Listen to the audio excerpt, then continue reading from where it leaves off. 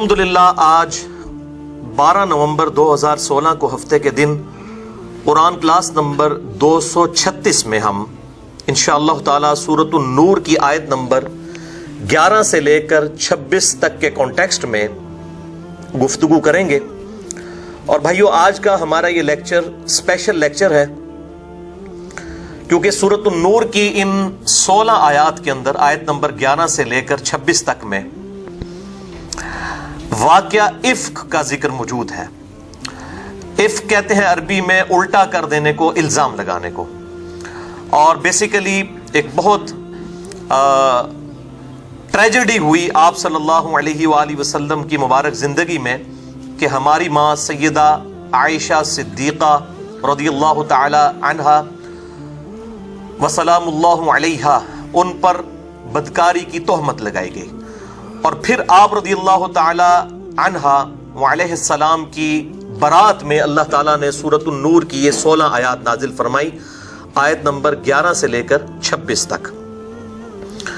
और इसकी पूरी डिटेल सही बुखारी और सही मुस्लिम के अंदर मौजूद है।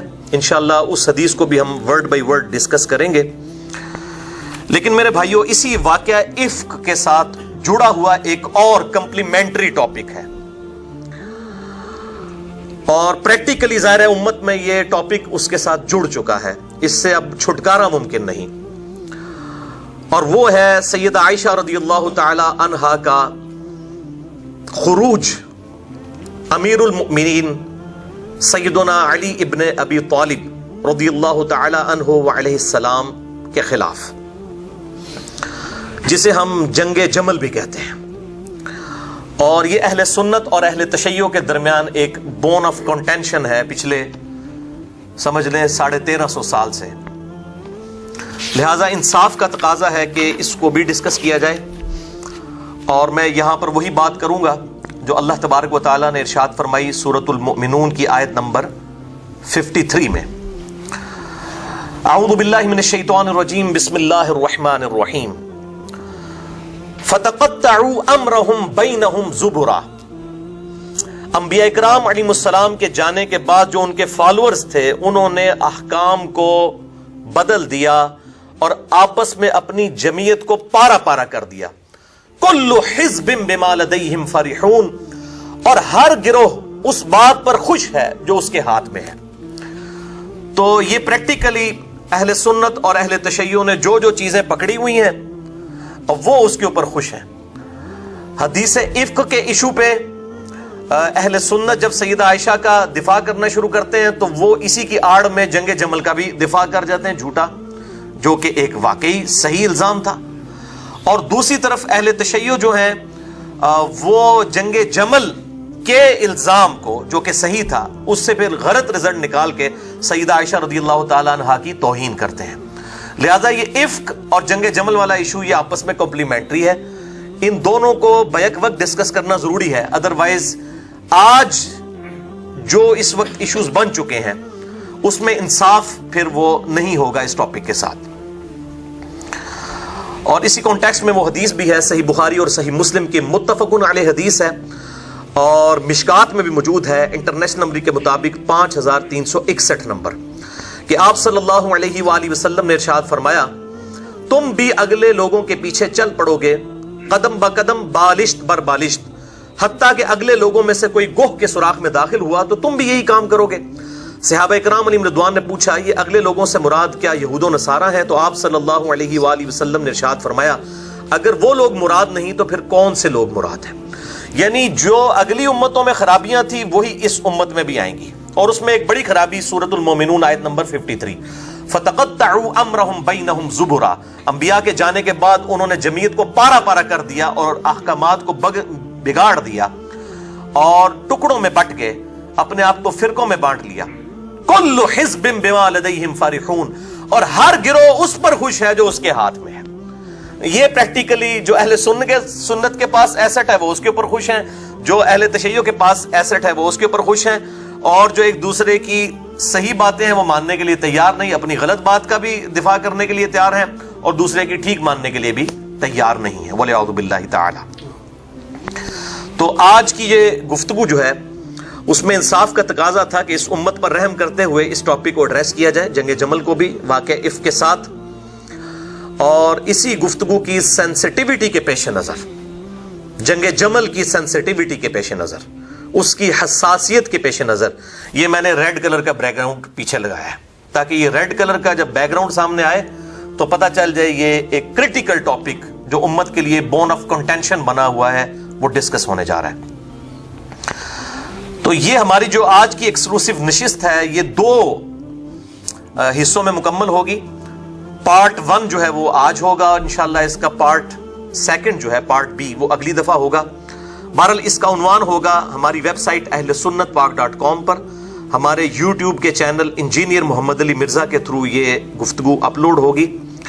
مسئلہ نمبر 159A اور 159B، 159A آج ہوگا اور B انشاءاللہ اگلے ہفتے، کیونکہ اگر اس کو ایک نشست میں کور کرتا تو تقریباً 2.5 گھنٹے لگ جاتے، تو پھر میں نے اس کو 2 حصوں میں ڈیوائیڈ کر دیا، اور اس کا عنوان ہوگا سیدہ عائشہ رضی اللہ تعالی عنہا وعلیہ السلام پر جنگ جمل کے الزام اور منافقین کے بہتان کی حقیقت۔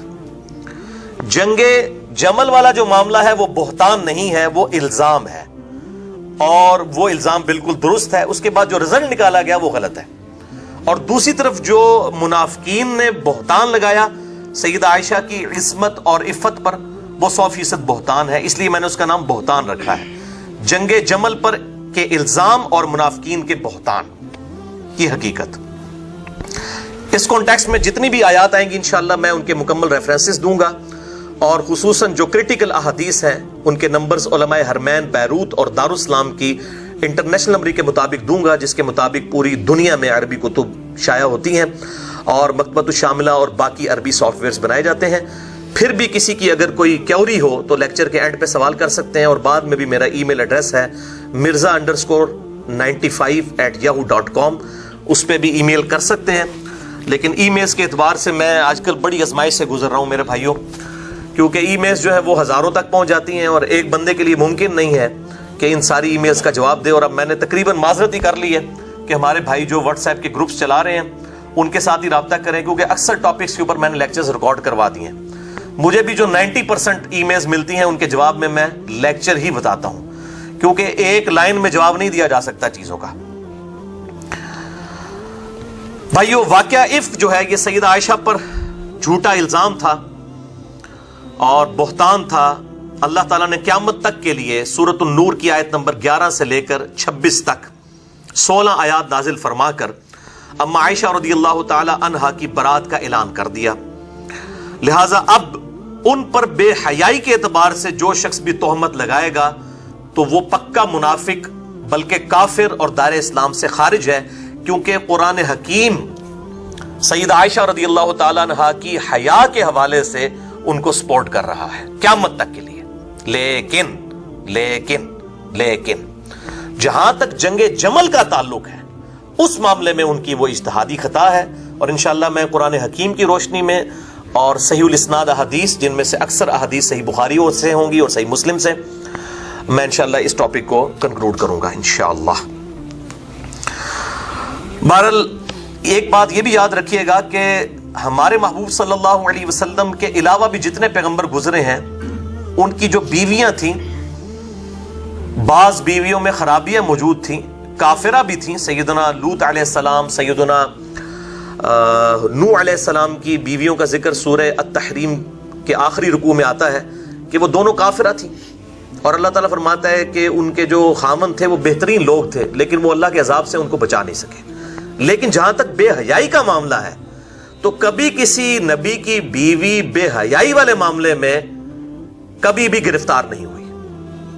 اس سے اللہ تعالیٰ نے انبیاء کرام علیہ السلام کی بیویوں کو ان کی عزت اور عفت کو محفوظ رکھا ہے، الحمدللہ۔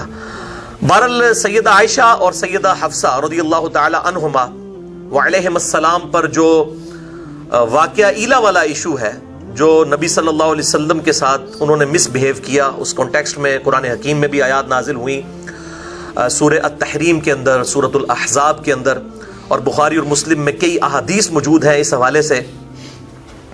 وہ والا جو میرے بھائیوں معاملہ ہے وہ ایک ڈیٹیل طلب معاملہ ہے، آپ صلی اللہ علیہ وسلم ایک مہینے کے لیے ناراض ہو گئے، اس کے کانٹیکسٹ میں میں نے آلریڈی ایک لیکچر ریکارڈ کروا دیا ہے، مسئلہ نمبر 105، جنید جمشید پہ گستاخی کے الزام کا تحقیقی جائزہ۔ اس میں میں نے اس ایشو کو ریزالو کر دیا ہے، آج میں اس کو ڈسکس نہیں کروں گا۔ اسی طریقے سے جو سید عائشہ رضی اللہ تعالیٰ عنہا پر جو الزامات ہیں بعض غالی قسم کے اہل تشیع اور رافضیوں کی طرف سے، ان کی حیا کے حوالے سے، کہ جو انہوں نے آپ صلی اللہ علیہ وآلہ وسلم کی نسبت سے بالکل جو ایک میاں بیوی کے ریلیشن شپ والی احادیث کو روایت کیا، اور منکرین حدیث جو ہیں وہ اس معاملے میں امام بخاری اور امام مسلم کو مجرم سمجھتے ہیں، وہ کہتے ہیں کہ انہوں نے جھوٹی حدیثیں گھڑی ہیں نعوذ باللہ، اور دوسری طرف روافض جو ہیں وہ سیدہ عائشہ کی طرف چل پڑتے ہیں، دونوں ہی جھوٹے ہیں۔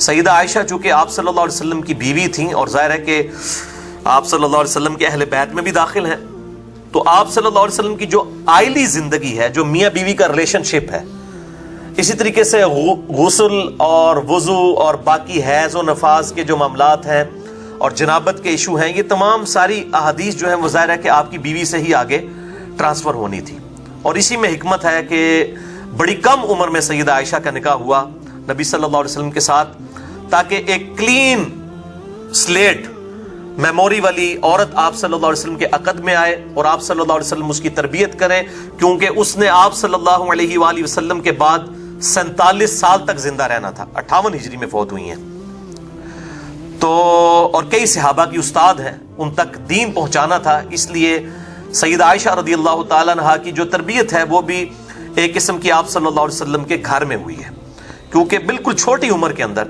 9 سال کی عمر کے اندر بخاری اور مسلم دونوں میں احادیث موجود ہیں، اور اس حوالے سے جو غامدی صاحب اور چند کچھ اور لوگ جو ہیں اس معاملے میں اس کو 9 کو 19 بنانے کی کوشش کر رہے ہیں، تو وہ جو کوشش کر رہے ہیں غیر مسلم تو پھر بھی خوش نہیں ہوں گے، کیونکہ وہ تو پھر بھی کہیں گے کہ ایک ایسا شخص جس کی عمر جو ہے وہ 52 سال ہے، اس کے ساتھ 19 سال کی لڑکی کی شادی بھی صحیح نہیں ہے، جب تک آپ اس 19 کو 49 تک نہیں لے جاتے نا تو غیر مسلم نہیں خوش ہوں گے، لہذا یہ ایفرٹ جو ہے وہ بالکل فضول ایفرٹ ہے، اس کی بجائے اس کو آپ صلی اللہ علیہ وسلم کی خصوصیت سمجھیں۔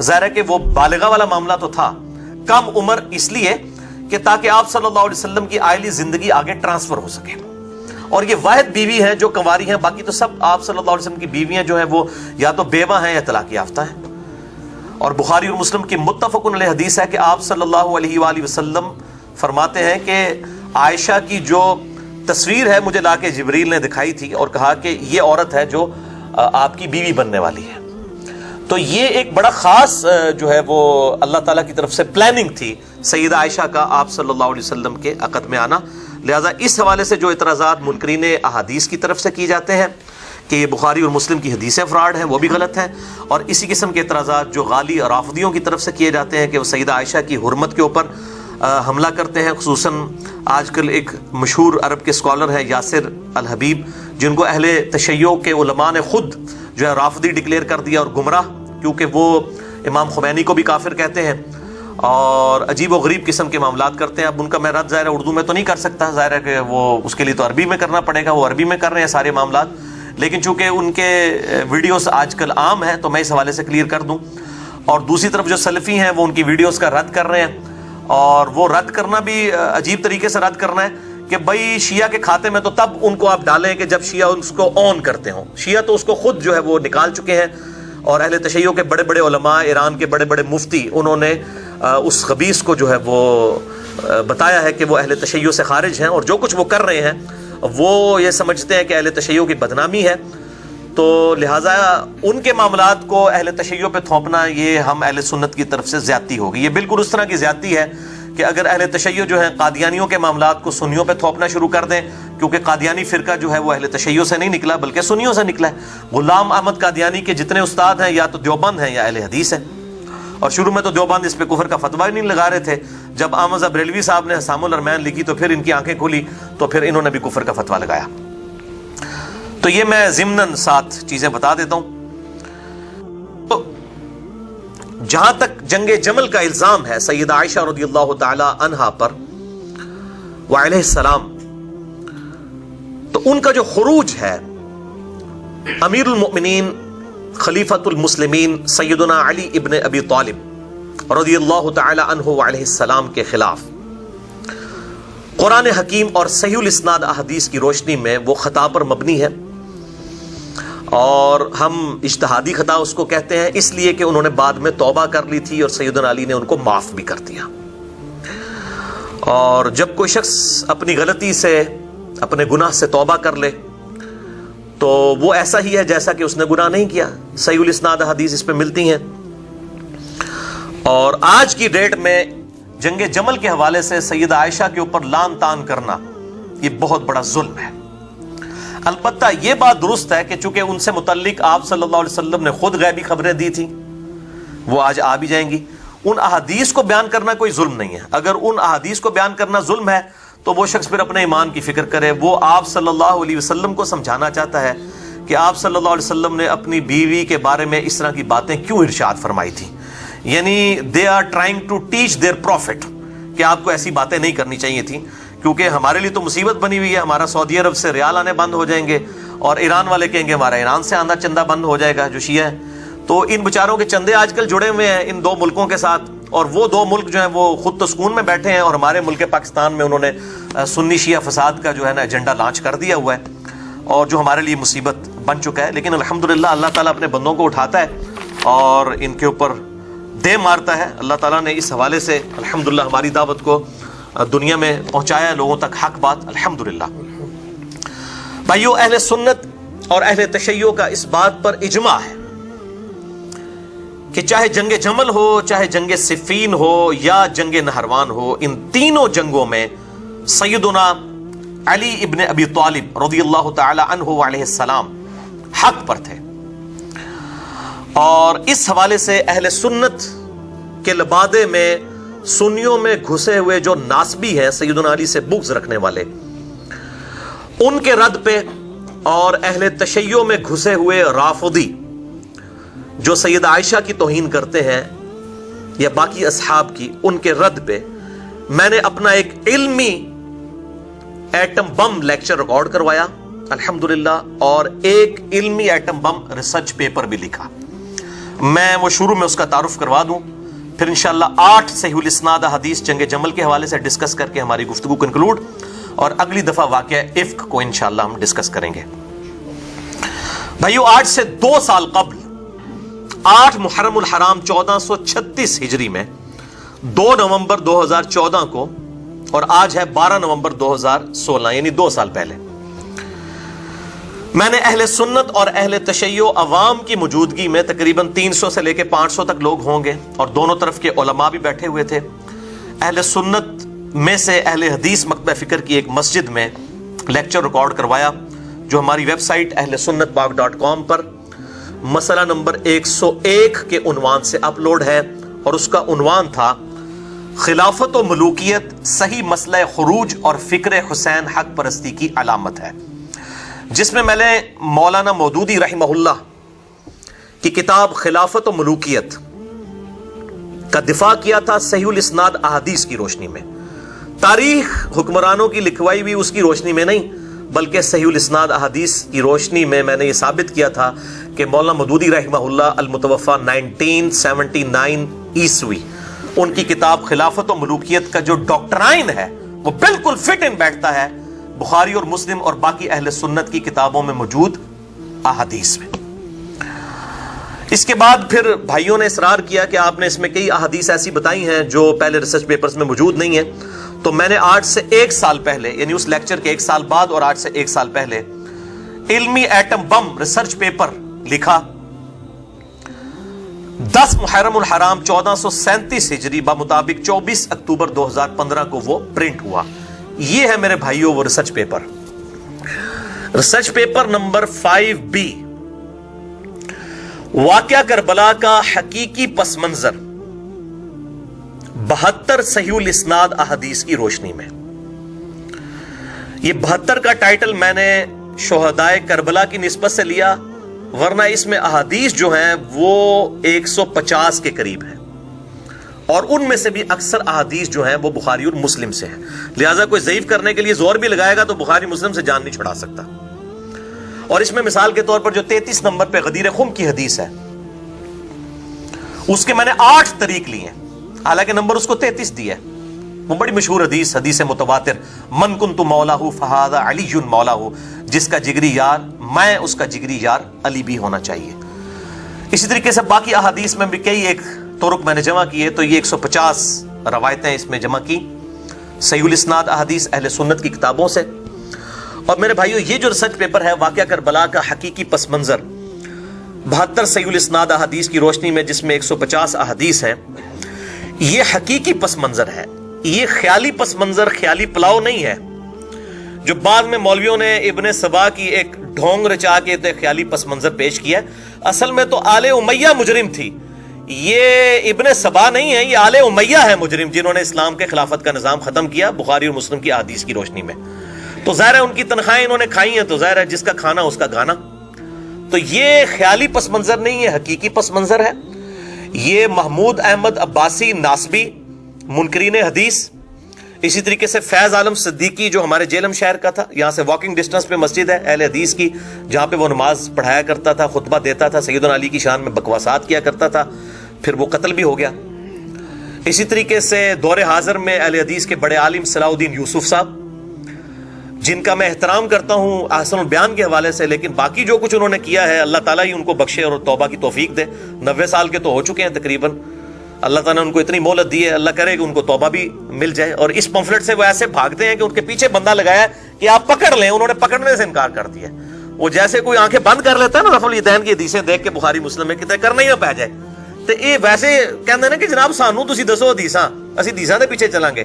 لیکن جب علماء بھی آنکھیں بند کریں اور پمفلٹ نہ پکڑیں، اصل میں ان کو پتہ تو ہے، سارے لوگ بتا دیتے ہیں۔ تو اسی طریقے سے انڈیا میں بھی ایک مولوی اٹھایا ہے کفایت اللہ سنابلی، جس کو میں نے نام دیا ہے اہل حدیث کا ڈاکٹر طاہر القادری، باتوں کو بگاڑنے میں، باطل تعویلات کرنے میں۔ وہ میرے خیال ہے ڈاکٹر طاہر القادری سے بھی 4 ہاتھ آگے ہے۔ تو اس نے بھی جھوٹی روایتوں کے اوپر وہ یزید ابن معاویہ کتاب کا نام رکھا اور معاویہ کے اوپر رضی اللہ تعالیٰ نے لکھ دیا۔ اب یہ پتہ ہی نہ چلے کہ یزید کے اوپر رضی اللہ تعالیٰ عنہ ہے یا معاویہ کے اوپر، یزید بن معاویہ رضی اللہ تعالیٰ عنہ۔ مثلا میں لکھوں گا علی ابن طالب رضی اللہ تعالیٰ عنہ، تو ظاہر انڈرسٹوڈ ہے کہ علی کے اوپر میں نے رضی اللہ تعالیٰ عنہ کہا ہے، ابو طالب کے اوپر نہیں۔ اب یہ وہ کہہ رہا ہے یزید کے اوپر ہے، لیکن وہ معاویہ کے اوپر ڈال دیا ہے تاکہ کوئی پوچھے تو پھر اٹھو مت بیٹھو، پتہ ہی لگا کیتا کہ ہے مولوی نے۔ تو اس میں وہ سارا کوڑ کباڑ اس نے سارے ناسبی منکرین حدیث کی وہ جتنی جھوٹی روایتیں تھیں نا، وہ جس میں کہتے ہیں نا مکھی بہندی گند ہوتے جا کے، وہ ساری کی ساری گندگی اکٹھی کر کے نا وہ کتاب لکھ دی ہے۔ بھائی یہ حدیثیں اس کا جواب دو، میں ان کو چیلنج کرتا ہوں کہ اپنے ممبروں سے ان احادیث کی صرف شرح بیان کر دیں، شرح نہیں، شرح ابن حجر اسقلانی نے اور جو ان کے اپنے بزرگوں نے لکھی ہوئی ہے، یہ حدیث پڑھ کے بتا دیں، ان کو پتا چل جائے گا کہ اصل حقیقت کیا ہے۔ تو یہ ایٹم بم میں نے الحمدللہ رافضیوں اور ناسبیوں کے اوپر پھینکا، اور تاکہ لوگوں کو پتا چل جائے سنی اور ٹنی کا فرق کیا ہے۔ ایک ہے سنی جو بکش مسلمان ہے، کتاب و سنت پہ چلنے والا، حکمرانوں کی لکھوائی ہوئی تاریخ نہیں بلکہ کتاب و سنت پہ چلنے والا، صحیح الاسناد حدیث پہ۔ اور ایک ہے ٹنی، سن سنا کے سنی، ٹنی، ٹن ہو جاتا ہے نا بندہ بغیر دلائل کے، نان بکش۔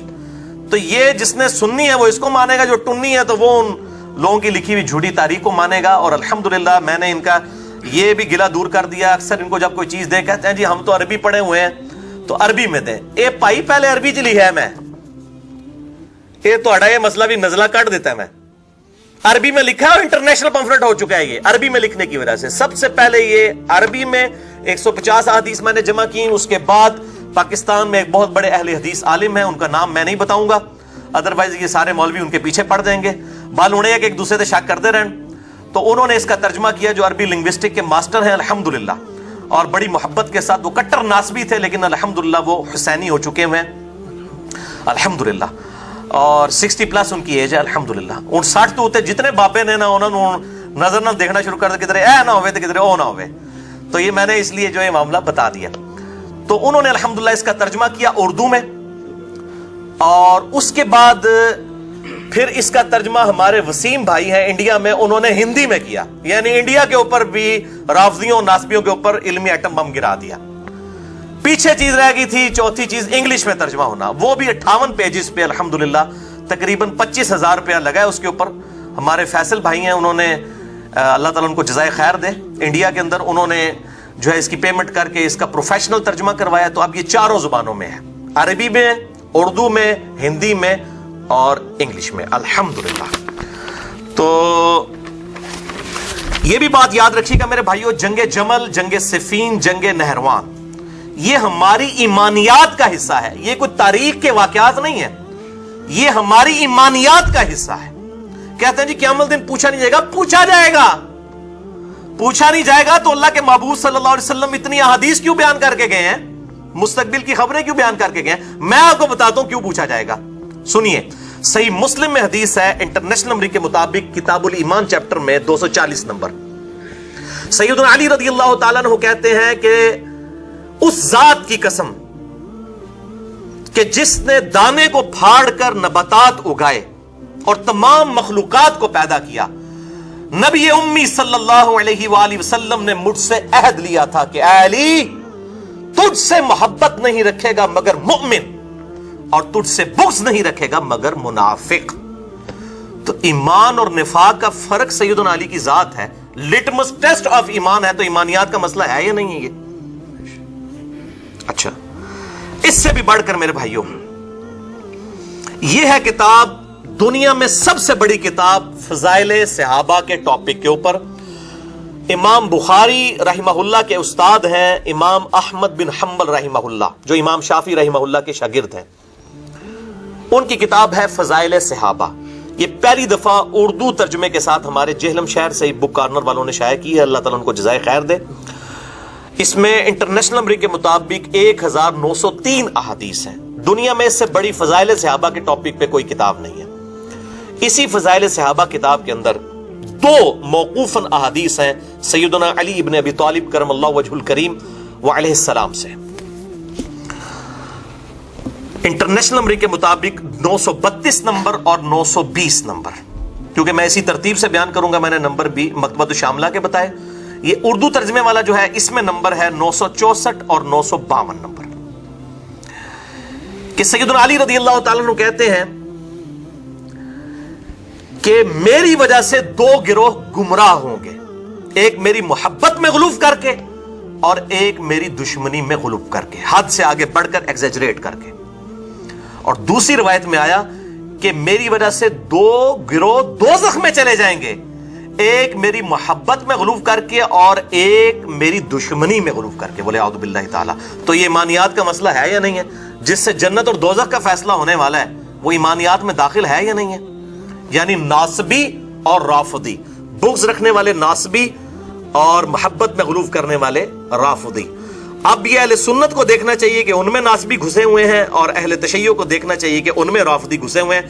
ان کی اصلاح کریں، ان کو پیار اور محبت کے ساتھ کتاب و سنت کی طرف بلائیں، اور اگر نہیں مانتے تو کم از کم ان کو اپنی مسجدوں سے باہر نکالیں تاکہ باقی مسلمانوں کا عقیدہ خراب نہ کریں۔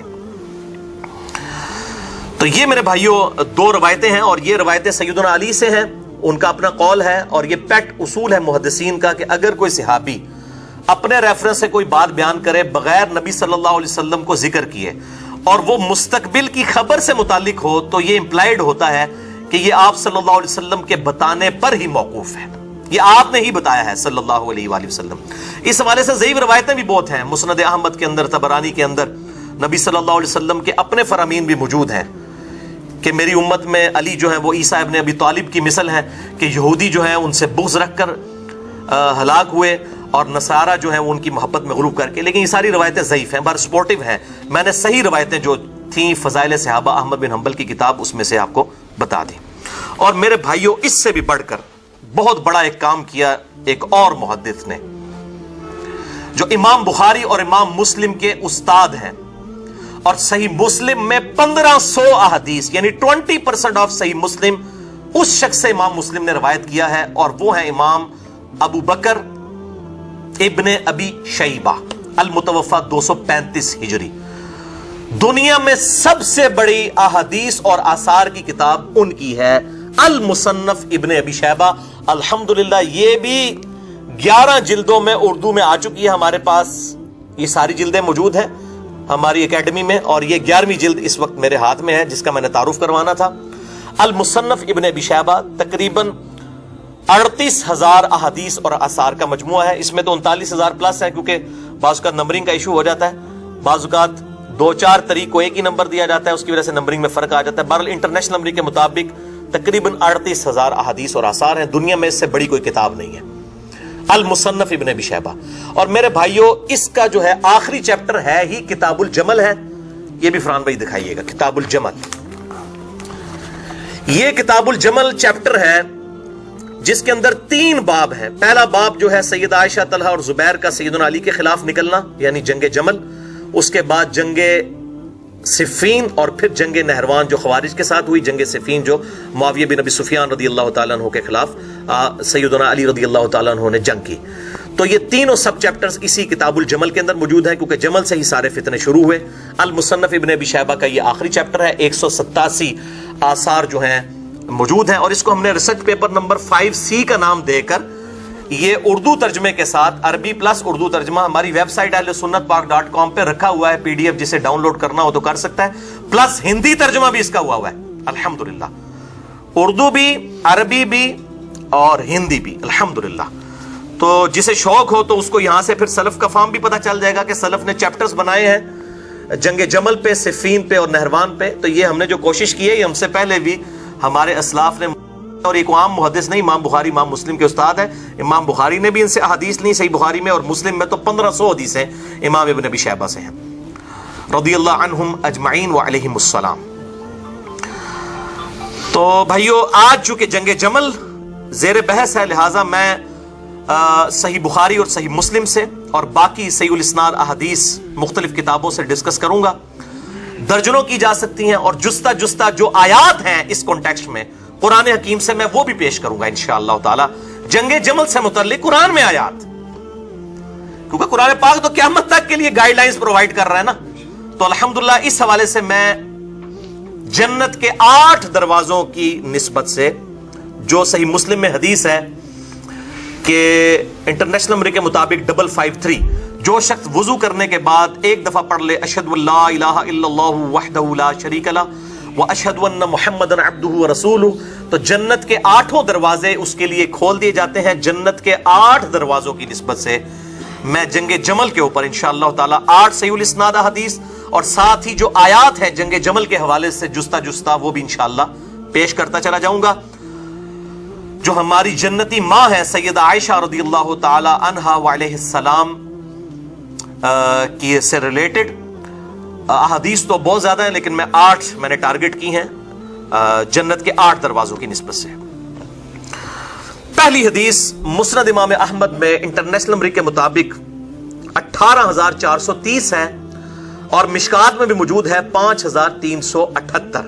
और मिशकात को मैंने नाम दिया है एनसाइक्लोपीडिया ऑफ हदीस।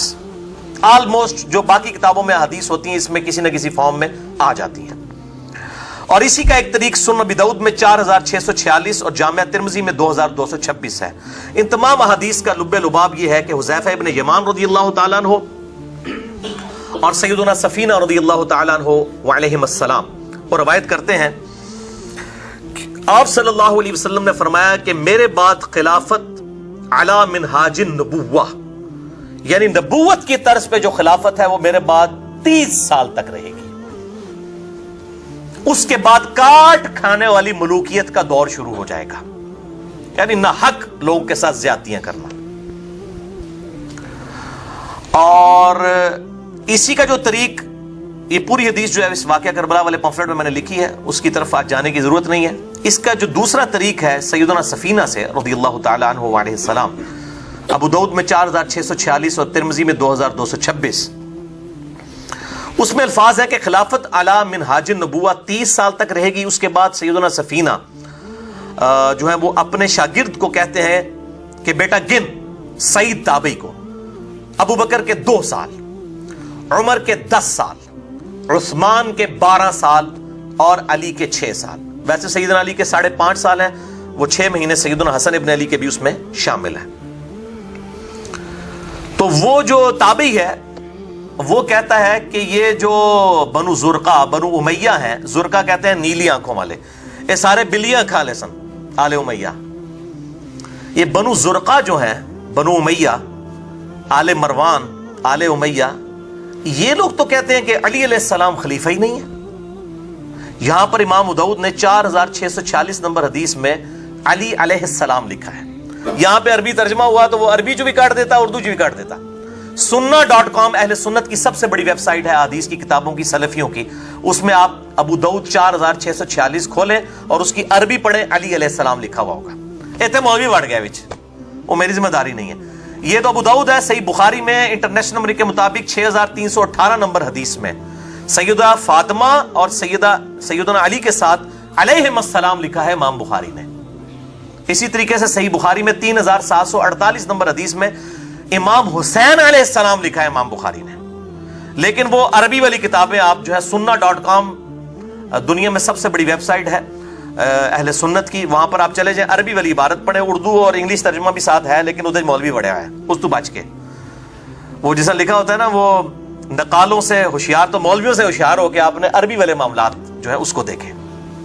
بہرحال تو علی علیہ السلام تو خلیفہ ہی نہیں ہے, یہ بنو امیہ کہتے ہیں. اچھا یہاں پہ لوگ جھوٹی وکالت کر رہے ہیں, نہیں نہیں وہ تو جناب حضرت علی کی بیعت کرنا چاہتے تھے, وہ تو ان کو تو کوئی اعتراض ہی نہیں تھا, وہ تو بس قصاص عثمان چاہتے تھے. او پائی کے اندر میں خلیفہ ہی نہ بندا. تو علی علیہ السلام خلیفہ نہیں ہے. تو سیدنا سفینہ کو اتنا غصہ آیا کہ انہوں نے کہا کہ یہ تو ان کی پیٹھ سے جھوٹ نکلا ہے جہاں سے یہ ہوا خارج کرتے ہیں. ایک صحابی کے الفاظ ذرا دیکھیں کہ اس سے بدبودار چیز کوئی نہیں ہو سکتی کہ کوئی علی کو خلیفہ نہ مانے. ٹھیک ہے. اور ترمذی میں الفاظ ہیں 2226 میں آگے کہ سیدنا سفینہ کہتے ہیں کہ حق تو یہ ہے کہ بنو امیہ کی اپنی حکومت اس روئے ارض کی بدترین بادشاہت ہے. نبی صلی اللہ علیہ وسلم نے کہا کاٹ کھانے والی ملوکیت, سیدنا سفینہ جو اس دور سے گزرے انہوں نے کہا بدترین بادشاہت. اب وہ کہتے ہیں نہیں یہ آخری والے الفاظ جو ہے نا یہ تھوڑے ڈاؤٹ فل ہے, تو پہلے والے بھی ڈاؤٹ فل ہے بھائی, پہلے بھی نہیں تسی بچتے. تو شیخ البانی رحمہ اللہ نے سلسلہ حدیث صحیحہ میں اس حدیث سفینہ کا پورا دفاع کیا. شیخ زبیر لزئی صاحب نے حدیث سفینہ کے دفاع کے اوپر مقالات کی پہلی جلد میں پورا مضمون لکھا. شیخ غلام مصطفیٰ ظہیر صاحب نے اس کے دفاع کے اوپر پورا مضمون لکھا, اور شیخ البانی نے تو بڑی ڈیٹیل کے ساتھ اس کے اوپر ڈسکشن کی کہ حدیث سفینہ ہی صحیح ہے, کہ خلافت راشدہ 30 سال تک ہے. امام احمد بن حنبل کا بھی یہی موقف تھا, ان کے بھی فتاوی کے اندر یہی موجود ہے. تو میں ساتھ ساتھ بتا رہا ہوں, یہ ایک ایک چیز جو ہے آگے پنڈورا باکس ہے اگر کھولنا شروع کرتے ہیں. بہرحال دوسری حدیث سنن ابی داؤد میں 4607, جامعہ ترمذی میں 2676 اور مشکات میں 165 نمبر ہے. بڑی مشہور حدیث ہے.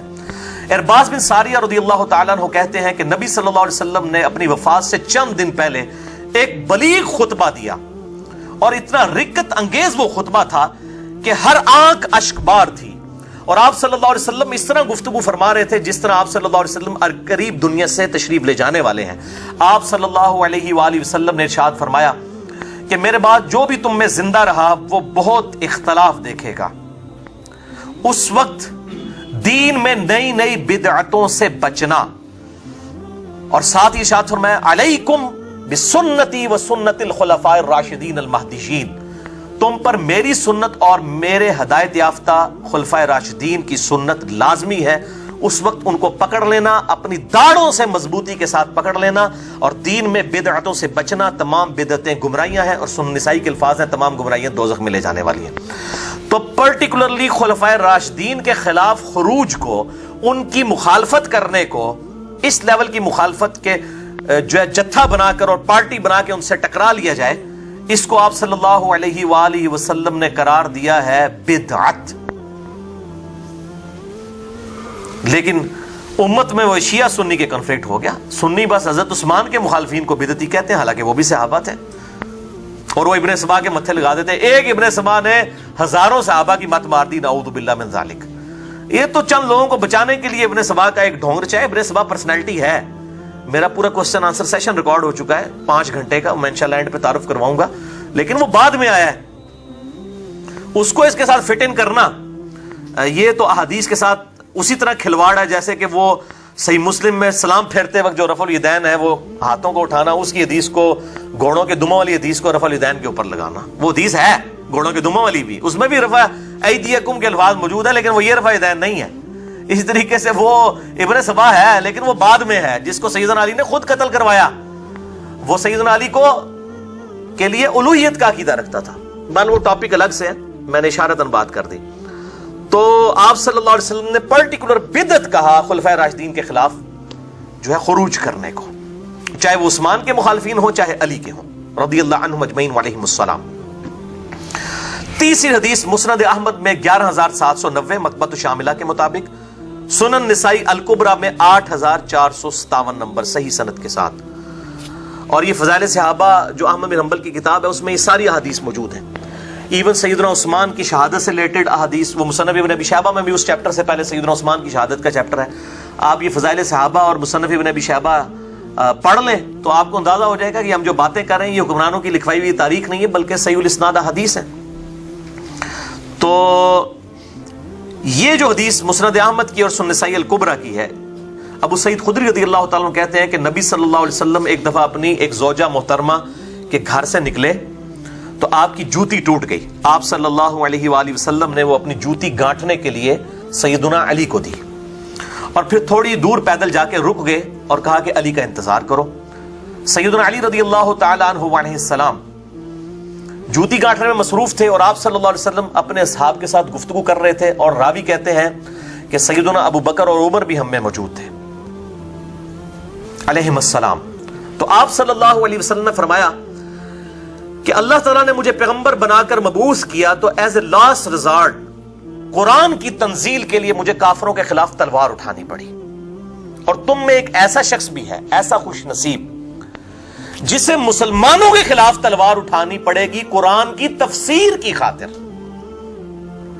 آپ ذرا نسبت دیکھیں، نبی صلی اللہ علیہ وسلم نے تلوار اٹھائی قرآن کی تنزیل کی خاطر، اور تم میں ایسا شخص ہے جو قرآن کی تفسیر کی خاطر۔ وہ تفسیر کیا؟ جو سورۃ الحجرات کی آیت نمبر 9 ہے کہ اگر کوئی مسلمان گروہ باغی ہو جائے اس کے ساتھ قتال کرو یہاں تک کہ وہ توبہ پر آمادہ ہو جائے۔ تو یہ تفسیر قرآن کی پریکٹیکلی تم میں سے ایک شخص ہے جس نے بننا ہے آن دا بہاف آف پروفٹ۔ اچھا، انہی روایتوں میں آتا ہے کہ سیدنا ابو بکر نے کہا یا رسول اللہ کیا میں ہوں وہ؟ آپ نے فرمایا لا، نہیں، حالانکہ آپ الفاظ لا کے استعمال ہی بہت کم کرتے تھے۔ سیدنا عمر نے کہا انا یا رسول اللہ، کیا میں ہوں وہ؟ اب سب لوگ اس میں تھے کہ وہ خوش نصیب ہم ہی ہوں۔ آپ صلی اللہ علیہ وآلہ وسلم نے فرمایا نہیں، بلکہ وہ شخص جو میری جوتیاں گانٹ رہا ہے یہ وہ شخص ہے جو قرآن کی تفسیر کی خاطر مسلمانوں سے لڑے گا۔ اور وہ سیدنا علی تھے، صحابہ دوڑے سیدنا علی کی طرف اور کہا آپ کے لیے اتنی بڑی خوشخبری ہے، تو سیدنا علی مسکرا پڑے۔ صحابہ کہتے ہیں ہم سمجھ گئے کہ آپ رضی اللہ تعالیٰ عنہ علیہ السلام کو یہ بات پہلے ہی پتا تھی کہ میں نے آن دا بہاف آف پروفٹ قتال کرنا ہے مسلمانوں کے خلاف قرآن کی تفسیر سورۃ الحجرات آیت نمبر 9 کے تحت۔ لہذا اب یہ جعلی باتیں کرنا کہ سیدنا علی آخری وقت میں بڑے پچھتاتے تھے کہ کاش میں نے جمل اور صفین اور نہروان نہ کی ہوتی۔ دیکھو اندازہ کرو، اوے جس کو نبی ڈیوٹی لگا کے گیا اس نے پچھتانا ہے؟ اس کا مطلب ہے آپ نبی کے ایمان کے اوپر شک کر رہے ہو کہ اس کو نبی بتا کے کہا کہ تو نے تلوار اٹھانی ہے میرے بہاف پہ قرآن کی تفسیر کے لیے، اور تسی سعودی عرب دے چندے لے کے اللہ دے بندے ہو ریال نو حلال کرنے دے پیچھے کوڑتے نہ مارو۔ وہ جی پچھتاتے تھے، اور روایت ہے مصنف ابن ابی شیبہ میں، پچھتاتے نہیں تھے، وہ افسوس کرتے تھے کاش میں جمل سے 20 سال پہلے فوت ہو گیا ہوتا۔ جیسا کہ قرآن میں آتا ہے سورہ مریم میں، سیدہ مریم کہتی ہیں جن کو آگے جبریل نے بشارت دی بیٹے کی کہ تیرے گھر ایک لڑکا پیدا ہوگا جو نشانی بنائیں گے ہم۔ اب جبریل کی طرف جبریل آئے پریکٹیکلی سامنے اور سیدہ مریم کو بشارت دے دے کہ یہ بیٹا جو پیدا ہو رہا ہے یہ معجزانہ اللہ کا پیغمبر ہے۔ اس کے بعد حضرت مریم کو کوئی شک رہ گیا؟ لیکن سورہ مریم پڑھ کے دیکھیں، اس کے بعد جب وہ حاملہ ہوئی تو وہ کہتی تھی کاش میں اس واقعے سے بہت پہلے مر چکی ہوتی، بھولی بسری ہو چکی ہوتی، اتنی بڑی آزمائش میرے اوپر آ گئی ہے۔ تو اب اس میں کوئی کہے گا سعودی عرب کے ریال کھانے والا کہ جی یہ سیدہ مریم جو ہے وہ پچھتاتی تھی بعد میں کاش عیسیٰ نہ میرے گھر پیدا ہوا ہوتا۔ وہ پچھتاتی نہیں، افسوس کرتی تھی کہ میرے اوپر یہ اتنی بڑی آزمائش آئی ہے، مجھے پبلک فیس کرنی پڑے گی۔ وہ فتنے سے تو ظاہر ہے پناہ مانگی گئی ہے، وہ تو اللہ تعالیٰ نے ان کو مرزانہ طور پہ یہ چیز عطا فرمائی تھی۔ اس لیے سیدنا علی بھی اس چیز کے اوپر افسوس کرتے تھے کاش اس دن کے آنے سے پہلے ہی میں مر چکا ہوتا، کہ میری زندگی میں یہ وقت نہ آتا کہ میں نے اسلام کا اتنا عروج دیکھا سیدنا عمر کے زمانے میں رضی اللہ تعالیٰ عنہ علیہ السلام۔ کہاں جنگ یرموک کے اندر رومن امپائر گھٹنے ٹیک گئی، اور جنگ قادسیہ میں پرشین امپائر بھی ٹوٹ گئی۔ کہاں مسلمانوں نے وہ علی جو پہلے دن سے نبی صلی اللہ علیہ وسلم کا سپاہی 8 سال کی عمر سے لے کر، اور اس نے غزوہ خیبر کے اندر جو ہے وہ مسلمانوں کو فتح دلائی، غزوہ خندق کے اندر، کئی غزوات کے اندر اسلام کو زیرو سے اس نے ایپیکس پہ جاتے ہوئے دیکھا۔ تو اس شخص نے تو بعد میں افسوس کرنا ہے کاش یہ دن نہ میری زندگی میں آیا ہوتا. ہم آج افسوس کر رہے ہیں کہ کاش جنگ جمل صفین نہروان نہ ہوئی ہوتی. تو سیدنا علی پچھتاتے اس حوالے سے دکھ کرتے تھے. تو یہ اس کو بات کو کوئی اور کا اور رنگ دے دیتے ہیں صرف اپنے ریالوں کو ہلاک کرنے کے لیے. اور وہاں پہ ایران دے بھی ریال ہی ہوتے جی. ویسے ایرانین ریال ہوتا ہے جیسے سعودی ریال ہے نا, تو ایرانی ریالوں کو بھی کوئی ایک خاص طبقہ حلال کر رہا ہے اور ایک خاص طبقہ جو ہے سعودیہ کے ریالوں کو حلال کرنے کی کوشش کر رہا ہے. بہرحال جی یہ قیامت دن پتہ چلے گا حلال ہوئے نے کہ حرام ہوئے نے. اچھا, چوتھی حدیث صحیح بخاری میں ہے 3743. علقمہ تابعی کہتے ہیں کہ میں شام میں گیا اور مسجد میں جا کے نماز پڑھی. یہ سنت ہے کہ کہیں بھی سفر پہ جائیں تو پہلے 2 نفل پڑھیں. اس کے بعد کہتے ہیں میں نے اللہ سے دعا کی ہے اللہ اپنے کسی نیک بندے کے ساتھ میری ملاقات کروا. تو کہتے ہیں مسجد میں سیدنا ابو درداء آ گئے رضی اللہ تعالیٰ عنہ علیہ السلام. اصحاب صفہ میں سے تھے. جب رومن امپائر ٹوٹی تو ان کو چیف جسٹس آف شام بنا کر سیدنا عمر نے بھیجا تھا. عبداللہ ابن مسعود کو چیف جسٹس آف کوفہ بنایا. پرشین امپائر ٹوٹی, یعنی دونوں سپر پاورز میں یہ 2 بندے بیٹھے ہوئے تھے. اور سیدنا علی کو مدینہ شریف میں چیف جسٹس بنایا سیدنا عمر نے رضی اللہ تعالیٰ عنہ علیہ السلام. یہ تینوں فقیہ صحابہ ہیں, سیدنا ابو درداء, سیدنا ابن مسعود اور سیدنا علی رضی اللہ تعالیٰ عنہ کے. تو کیا کہنا ہے, تو کہتے ہیں ابو درداء سے میری ملاقات ہوئی اور میں نے کہا دیکھیں میں نے اللہ سے دعا کی تھی کہ اللہ تعالیٰ میری ملاقات کروائے تو آپ سے میری ملاقات ہو گئی. اب دیکھیں ان لوگوں میں عاجزی کتنی تھی. ابو درداء کہنے لگے کہ بیٹا کہاں سے آئے ہو؟ انہوں نے کہا میں تو کوفہ سے آیا ہوں. تو سیدنا ابو درداء نے کہا کہ یار کوفہ میں وہ شخص موجود نہیں ہے کیا, حذیفہ ابن یمان جو نبی صلی اللہ علیہ وسلم کا رازدار تھا, اتنا کلوز صحابی, اس کے ہوتے ہوئے تو اتنی دور سفر کر کے, اس زمانے میں 1 مہینے کا سفر کر کے, سینکڑوں کلومیٹر کا سفر کر کے تو شام میں کیا لینے آیا ہے؟ کیا حذیفہ ابن یمان کوفہ میں موجود نہیں ہے؟ وہ کہنے لگے ہاں جی ہیں.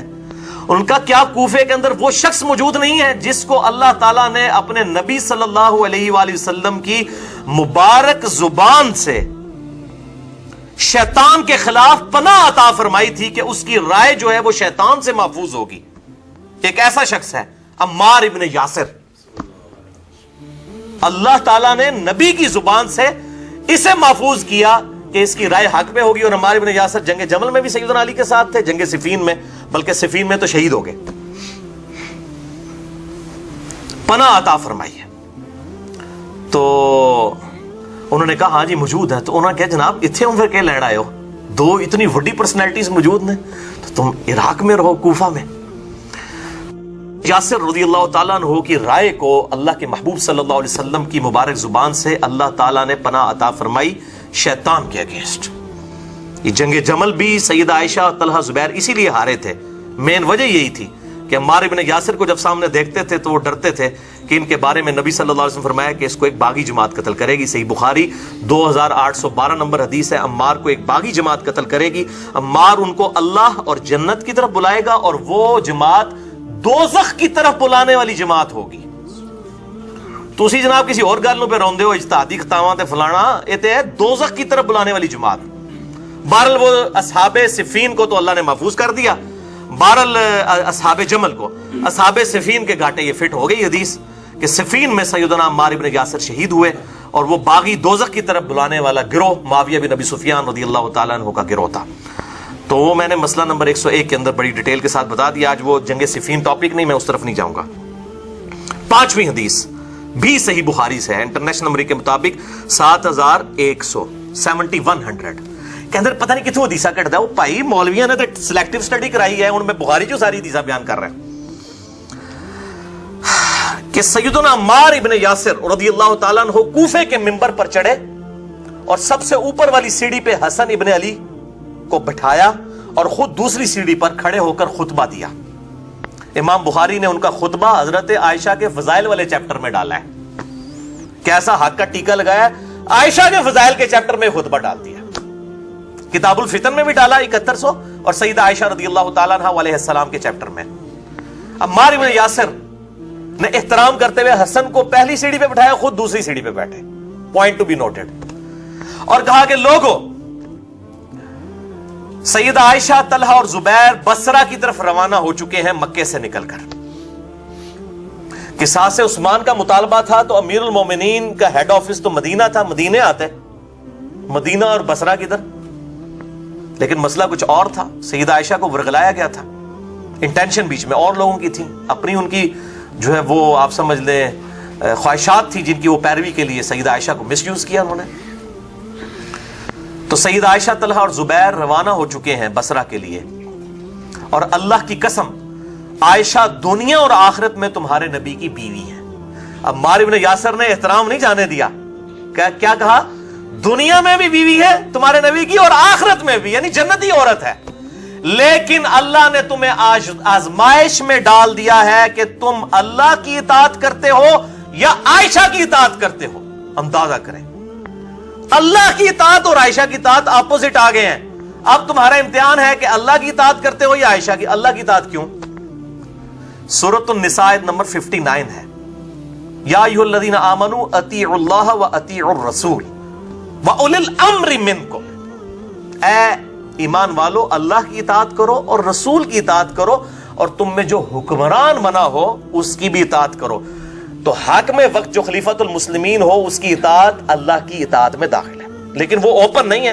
اس میں فَإِن تَنَازَعْتُمْ فِي شَيْءٍ فَرُدُّوهُ إِلَى اللَّهِ وَالرَّسُولِ. اگر جھگڑا ہو تو اللہ اور اس کے رسول کی طرف پلٹاؤ, اور وہ ہم نے پلٹا دیا ہے. اللہ اور اس کا رسول گواہی دے رہے ہیں کہ علی حق پہ ہیں, وہاں پہ پلٹا کے دیکھ لیں. تو اللہ نے آزمایا ہے کہ تم عائشہ کی اطاعت کرتے ہو یا اس کی, یعنی اللہ کی اطاعت کرتے ہو. تو یہ الحمدللہ امام بخاری نے زبردست کام کیا. اور اگر وہ آج کل کے ریال والا معاملہ ہوتا تو وہ آدھی حدیث لکھتے ہیں کہ عائشہ دنیا اور آخرت میں تمہارے نبی کی بیوی ہیں. اتنی حدیث بھی کافی تھی نا. لیکن امام بخاری نے حق کا ٹیکا امت کو لگا دیا کہ اللہ نے آزمایا ہے کہ تم اللہ کی اطاعت کرتے ہو یا عائشہ کی. یہ عمار ابن یاسر کا خطبہ امام بخاری نے عوام الناس کے لیے لکھا ہے. یعنی کل تک ہم لوگوں کہتے تھے حدیثیں پڑھیں, بخاری مسلم میں نماز کا طریقہ لکھا ہے, تو لوگ خوش ہوتے تھے. جب ہم یہ بتاتے ہیں وہ کہتے ہیں نہیں جی احادیث تو ڈائریکٹ نہیں پڑھنی چاہیے, گھبراہ ہو جائیں گے. یہ بات کوئی بریلوی دیوبندی کر رہا ہو یا شیعہ کر رہا ہو تو بات سمجھ آتی ہے. اگر اہل حدیث بھی یہ بات کرنا شروع کر دیں تو پھر ان کے اوپر تو 4 تکبیریں پڑھ کے جو ہے نا ان کو دفنا دینا چاہیے, اس طرح کے لوگوں کو, کہ جن لوگوں کی یہ سوچ بن چکی ہے. تو ہم بخاری مسلم کی رفع الیدین والی حدیثوں کو بھی مانتے ہیں, اور آل امیہ کی بدماشی کے خلاف جو احادیث ہیں ان کو بھی مانتے ہیں. بلکہ امام مسلم نے تو مقدمے میں لکھا کہ میں عوام الناس کے لیے حدیثیں لکھ رہا ہوں. صحیح مسلم کا مقدمہ ہے, مسئلہ 156 میں نے اس کو ڈسکس بھی کیا ہے الحمدللہ. اچھا, اب میرے بھائیو چھٹی حدیث, تھرڈ لاسٹ آج کی, صحیح بخاری سے, وہ بھی یہ بھی بخاری سے, اور بخار چڑھ جائے کسی نو کنزیکٹو تیسری حدیث بخاری سے 4425. اچھا, اور یہ واقعی بخار چڑھانے والی حدیث ہے. سیدنا ابو بکرہ رضی اللہ تعالی عنہ کہتے ہیں, ایک ہے ابو بکر, یہ ہے ابو بکرہ رضی اللہ تعالی عنہ, یہ کہتے ہیں جنگ جمل کے دنوں میں مجھے اپنے محبوب صلی اللہ علیہ وسلم کی ایک حدیث سے بڑا نفع پہنچا. میں نے ارادہ کیا کہ میں عائشہ کا ساتھ دوں علی کے خلاف, لیکن پھر مجھے نبی صلی اللہ علیہ وسلم کی ایک حدیث یاد آ گئی. میں کہتا ہوں یہ تھے صحیح اہل حدیث اور اہل سنت. ایک حدیث یاد آ گئی کہ میں نے نبی صلی اللہ علیہ وسلم سے یہ بات خود سنی تھی جب آپ صلی اللہ علیہ وسلم کے مبارک دور میں ایران کا جو بادشاہ تھا وہ مر گیا, کسرا. تو ایران والوں نے ایک عورت کو اپنا حکمران بنا لیا. تو نبی صلی اللہ علیہ وسلم نے ارشاد فرمایا تھا وہ قوم کبھی بھی فلاح نہیں پا سکتی, کبھی کامیاب ہی نہیں ہو سکتی وہ قوم جو اپنی لیڈرشپ کسی عورت کے حوالے کر دے. تو جب ان لوگوں نے عائشہ کو اپنا لیڈر بنایا تو مجھے وہ حدیث یاد آ گئی. میں نے کہا یہ لوگ کبھی کامیاب نہیں ہوں گے. دیکھیں, اور یار وہ کوئی ایران سے کوئی چندہ کھانے والے لوگ نہیں تھے, یہ صحابی ہیں ابو بکرہ رضی اللہ تعالیٰ عنہ. ان کو چندہ نہیں آتا تھا ایران سے. آج کل کو ہوتے تو کہتے نہیں ہم چندہ لبیتا بولے. تو آپ رضی اللہ عنہ کا میں پھر عائشہ کی حمایت سے پیچھے ہٹ گیا آپ صلی اللہ علیہ وسلم کی اس حدیث کی وجہ سے. بہت بڑی بات ہے. اب میرے بھائیوں آخری 2 احادیث کرٹیکل احادیث ہیں 7ویں اور 8ویں جنگ جمل کے ریفرنس سے, اور انشاءاللہ اسی پہ ہماری گفتگو کنکلوڈ ہوگی. اگلی دفعہ واقعہ افک کو ہم انشاءاللہ ڈسکس کریں گے. اما عائشہ رضی اللہ تعالی عنہا وعلیہ السلام پر جو جھوٹی تہمت لگائی گئی منافقین کی طرف سے, اور ان کے دفاع پہ اللہ تعالیٰ نے وہ آیات نازل فرمائی سورۃ النور کی آیت نمبر 11 سے لے کر 26 تک 16 آیات. یہ آخری دو احادیث پرٹیکولرلی جنگ جمل میں حدیث حوب کے نام سے مشہور ہے. حدیث حوب، ہا حلوائی والی ہے. یہ ویسے اردو میں حواب لکھا ہوتا ہے تو لوگ اسے حواب پڑھ رہے ہوتے ہیں. وہ اصل میں جو الف ہے نا، اس کے اوپر حمزہ اور اس کے اوپر پھر زبر ہے. یہ لفظ ہے ہو اب، حواب نہیں ہے. لکھنے میں حواب ہوگا لیکن وہ الف کے اوپر زبر ہے، کھڑی زبر نہیں ہے. ہو اب، یعنی انگلش میں اس کو میں رومن میں اگر وہ پروناؤنس کروں HOW، ہو اب، ABB اب، ہو اب. تو اس لیے ہوب بولا جاتا ہے اس کو. تیزی میں وہ جو حمزہ کے اوپر زبر ہے نا، وہ تیزی سے بولی جاتی ہے ہوب. یہ ہے حدیث ہوب جو مسند امام احمد میں جلد 6 صفحہ 52 اور صفحہ 97 پر موجود ہیں. 2 طریق اس کے انٹرنیشنل نمبر کے مطابق 24,299 24299 اور 24698. اور یہ حدیث صحیح ابن حبان میں بھی موجود ہے. یہ لفظ ابن حبان ہے.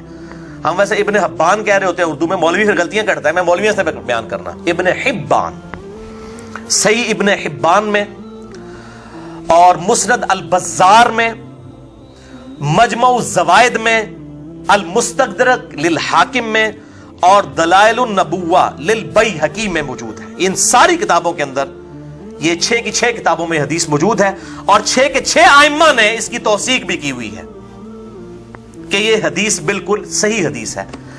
اور یہ سارے اس کے طریق ایک جگہ پر دور حاضر میں اہل سنت میں اہل بیت کی محبت کے امام شیخ محمد ناصر الدین البانی رحمہ اللہ وعلیہ السلام المتوفى 1999 عیسوی، جو محدث اعظم سعودیہ تھے. پھر سعودیہ والوں سے بھی ہضم نہیں ہو، انہوں نے نکال دیا. لیکن دنیا میں اس وقت جہاں کہیں بھی، چاہے مدینہ یونیورسٹی ہو، چاہے وہ مکہ کی ام القریٰ یونیورسٹی ہو، سب یونیورسٹیز کے اندر جتنے بھی اس وقت استاد ہیں سب ان کے شاگرد اور طفل مکتب ہیں ان کے سامنے. شیخ ناصر الدین البانی. اچھا ہے وہ بھی آئنسٹائن سن میرے یار، کسی مدرسے سے نہیں پڑھے ہوئے، گھڑی ساز تھے. کہتے ڈگری لے کے آؤ. بھائی ڈگری تو مولویوں کی ضرورت ہوتی ہے. شیخ البانی کے پاس بھی کوئی ڈگری نہیں تھی، گھڑی ساز تھے. ان کے والد کی گھڑیاں ٹھیک کرنے کی دکان تھی، پاس ایک لائبریری کی چابی ان کے پاس ہوتی تھی، پڑھتے رہتے تھے. اللہ تعالیٰ نے ان کو ترقی دی. اس لیے جو آج عرب کے صوفی سب سے بڑا اعتراض البانی پہ یہ کرتے ہیں کہ جی یہ نان مولوی ہے، یہ کسی مدرسے کا نہیں پڑھا ہوا. اور یہاں کہتے ہیں محدث اعظم. جناب بخاری یہ وقت، ٹھیک ہے. اب میں نے شیخ البانی کی جو اہل بیت سے محبت کی حدیث کھولی ہیں نا، ان قریب کہیں گے یہ رافضی تھا، نعوذ باللہ. تو انشاءاللہ یہ لعنت بھی ان قریب پڑ جائے گی ان کے اوپر اگر اللہ تعالیٰ نے محفوظ نہ ان کو کیا. تو شیخ ناصر البانی نے سلسلہ احادیث صحیحہ، السلسلۃ الصحیحہ للبانی، مولوی ہستے میں بول رہے ہیں، انٹرنیشنل نمبر کے مطابق 474 نمبر حدیث لی ہے. حدیث حوب پہ پورا باب باندھ کے سارے طریق 10 صفحوں کے اوپر اس کے سارے طریق جمع کیے اور اس پہ ڈیٹیل بحث کی. اور وہ بھی انشاءاللہ میں ورڈ بائی ورڈ آج بتاؤں گا آپ کو. صفحہ نمبر 767 سے 776 تک کل 10 پیجز پر یہ حدیث حوب انہوں نے لی. اور دلائل النبوہ میں آپ کو یہ ساری روایتیں جنگ جمل صفین نہروان کی مل جائیں گی. 3286 احادیث امام بہیقی نے نبوت کی خبریں آپ صلی اللہ علیہ وسلم کی نبوت کی دلیل پر لی ہیں کہ آپ نے اپنی وفات کے 30 سال بعد، 50 سال بعد، ایون 500 سال بعد تک کے واقعات ٹائنیز ڈیٹیل تک بتا دیے. آپ کے نبی ہونے کی دلیل ہے. دلائل النبوہ کی یہ حدیثیں ہیں جنگ جمل، نہروان اور صفین والی، جس کو کہتے ہیں بیان نہ کرو. یہ تو ہمارے نبی کی نبوت کو جسٹیفائی کرنے والی احادیث ہیں صلی اللہ علیہ وآلہ وسلم. اور دلائل النبوہ امام بہیقی کی کتاب کا بھی ترجمہ ہو چکا ہے اردو میں، وہ بھی ایٹم بم ڈگ پہ آئے نہ تھے الحمدللہ. المستدرک للحاکم کا بھی ترجمہ بریلویوں نے کر دیا ہے اور انٹرنیشنل نمبر کے مطابق انہوں نے اس کو غالباً 8 یا 9 جلدوں کے اندر، لیکن PDF نہیں اس کا آیا، البتہ اردو میں ترجمہ ہو چکا ہے. امام ذہبی کی اس میں تحکیم بھی لگی ہوئی ہے، امام حاکم کی تحکیم کے ساتھ ساتھ. تو یہ تمام 6 کتابوں کے میں نے حوالے دیے. حدیث حوب، قیس بن ابو حازم تابعی کہتے ہیں کہ جنگ جمل کے لیے جاتے ہوئے بنو عامر کے گھاٹ کے پاس جب سیدہ عائشہ نے پڑاؤ کیا، سیدنا طلحہ زبیر بھی ساتھ تھے، تو اچانک کتوں نے بھونکنا شروع کر دیا.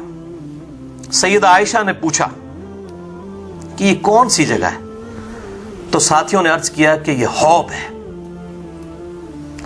تو سیدہ عائشہ رضی اللہ تعالیٰ عنہا نے کانپنا شروع کر دیا اور انہوں نے کہا کہ میں تو اب کبھی بھی آگے نہیں جاؤں گی، کیونکہ میں نے نبی صلی اللہ علیہ وآلہ وسلم سے یہ حدیث خود سن رکھی ہے کہ میری ایک بیوی کا کیا حال ہوگا جب کہ حوض کے کتے بھی اس پہ بھونکیں گے۔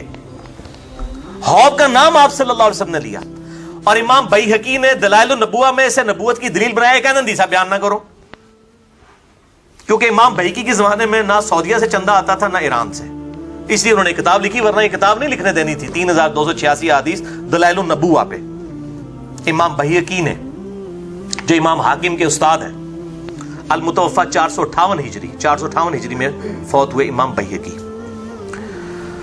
تو یہ امام بیہقی نے نقل کی۔ اسی کا ایک طریق جو ہے مسند البزار میں جو موجود ہے 3273، اس میں بڑے خطرناک الفاظ ہیں۔ نبی صلی اللہ علیہ وسلم کہتے ہیں کاش مجھے معلوم ہو جاتا کہ میری کون سی بیوی ایسی ہے کہ جو زیادہ بالوں والے اونٹ پر سوار ہوگی، ایسے اونٹ پر جس کے چہرے پہ بہت زیادہ بال ہوں گے، اور اس کے دائیں اور بائیں بہت مسلمان قتل ہوں گے۔ کاش مجھے معلوم ہو جاتا وہ میری کون سی بیوی ہوگی، اور وہ پھر اس جنگ سے بال بچے گی۔ یعنی نبی صلی اللہ علیہ وسلم نے یہ بھی پریڈکشن دے دی کہ عائشہ بچ جائے گی، باقی لوگ تو چلے شہید ہو گئے، یہ بچ جائے گی۔ تو آپ صلی اللہ علیہ وسلم کہتے ہیں مجھے پتا نہیں ہے، کاش مجھے پتا ہوتا۔ یعنی آپ صلی اللہ علیہ وسلم کو یہ بات نہیں، لیکن آپ دیکھیں کہ اس حدیث کو روایت عائشہ نے خود کیا رضی اللہ تعالیٰ عنہا۔ تو اس وقت تو سیدہ عائشہ نے سوچے نہیں ہوگا کہ میں ہوں یہ، لیکن اللہ نے ایسا معجزہ کروایا کہ حضرت عائشہ سے ہی روایت کروایا اس حدیث کو، باقی بیویوں تک یہ حدیث اس طریقے سے روایت بھی نہیں ہے، اور نبی صلی اللہ علیہ وسلم کو پتہ نہیں، اللہ نے نام نہیں بتایا تھا، ورنہ آپ کہتے ہیں مجھے نام پتہ ہے، اور آپ یقیناً سیدہ عائشہ کو بتا دیتے رضی اللہ تعالیٰ عنہا وعلیہ السلام۔ تو یہ جو حدیث حوض ہے میرے بھائیوں، اس کو تمام محدثین نے صحیح کہا ہے، چاہے وہ امام حاکم ہو المتوفہ 405 ہجری، امام ابن حبان ہو المتوفہ 354 ہجری، اور امام بیہقی ہو المتوفہ 458 ہجری، امام ذہبی ہو المتوفہ 748 ہجری، امام حیثمی ہو ابن حجر اسقلانی کے استاد المتوفہ 807 ہجری، امام ابن حجر اسقلانی ہو 852 ہجری المتوفہ، یا شیخ ناصر الدین البانی رحمہ اللہ المتوفہ 1999 عیسوی، یا شیخ زبیر علی زئی رحمہ اللہ المتوفہ 1435 ہجری بمطابق 10 نومبر 2013 رحمہم اللہ اجمعین ورضی اللہ عنہم اجمعین وعلیہم السلام۔ یہ سب کے سب لوگوں نے اس حدیث کو صحیح کہا ہے، اور دور حاضر میں شیخ شعیب آرنوت ہوں یا ہمارے جیلم شہر کے شیخ غلام مصطفیٰ ظہیر صاحب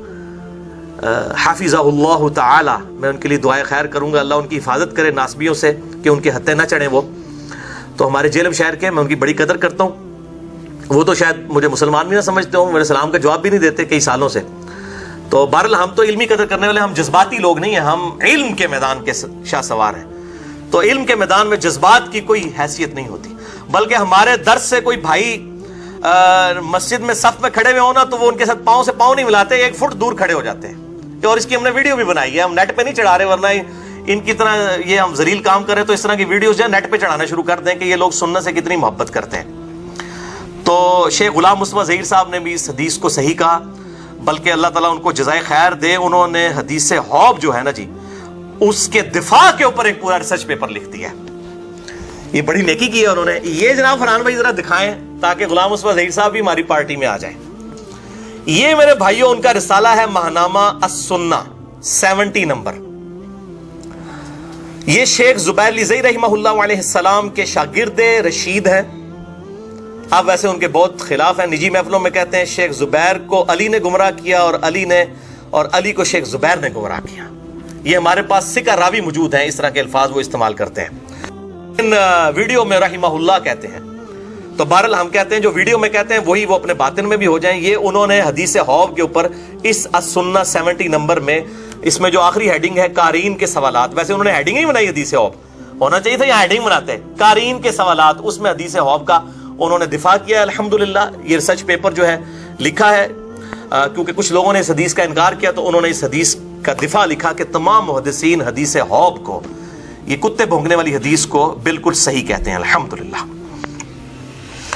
تو آج کی 8ویں اور آخری حدیث اما عائشہ رضی اللہ تعالی عنہا و علیہ السلام کی توبہ سے متعلق کہ انہوں نے رجوع کیا، وہ ہے میرے بھائیوں صحیح بخاری میں انٹرنیشنل نمبر کے مطابق 1391، یہ بھی صحیح بخاری سے۔ اما عائشہ رضی اللہ تعالی عنہا پر جب نزا کا عالم طاری ہوا تو انہوں نے ابن زبیر اپنے بھانجے کو، جو صحابی بھی ہیں، صحابی کے بیٹے ہیں اور سیدنا ابو بکر کے نواسے ہیں، سیدہ اسماء بنت ابی بکر کے بیٹے، ان کو بلا کر وصیت کی کہ مجھے رسول اللہ صلی اللہ علیہ وآلہ وسلم اور ابو بکر اور عمر کے ساتھ دفن مت کرنا، بلکہ مجھے میری سوکنوں کے ساتھ بقیع غرقد قبرستان میں دفن کرنا، جو روضہ شریف کے بالکل سامنے ہے۔ میں نہیں چاہتی کہ ان 3 ہستیوں کی وجہ سے، ابو بکر، عمر اور ہمارے محبوب صلی اللہ علیہ وآلہ وسلم جو ان کے شوہر بھی تھے، ان تینوں کی وجہ سے لوگ میری تعریف کریں، یہ کتنی خوش نصیب ہے ان کے ساتھ دفن ہوئی ہے، مجھے میری سوکنوں کے ساتھ دفن کرنا، باقی امہات المومنین کے ساتھ۔ بخاری میں اتنے ہی الفاظ ہیں، لیکن اسی کا ایک طریق جو ہے المصنف ابن ابی شیبہ میں انٹرنیشنل نمبرنگ کے مطابق 37,772 ہے، کہ آخری وقت میں انہوں نے وصیت کی، یہی الفاظ ہیں جو بخاری والے ہیں، کہ مجھے میری سوکنوں کے ساتھ دفن کرنا۔ پھر اس میں بڑے خطرناک الفاظ ہیں، انہوں نے اپنی ریزن بھی بتائی کہ میں کیوں چاہ رہی ہوں کہ مجھے وہاں پر دفن کیا جائے۔ فَإِنِّي كُنْتُ أَحْدَثْتُ بَعْدَهُ حَدَثًا، کہ بے شک میں نے رسول اللہ صلی اللہ علیہ وسلم کی وفات کے بعد وہ غلط کام کر دیا جو مجھے نہیں کرنا چاہیے تھا، ایک نیا کام مجھ سے سرزد ہو گیا۔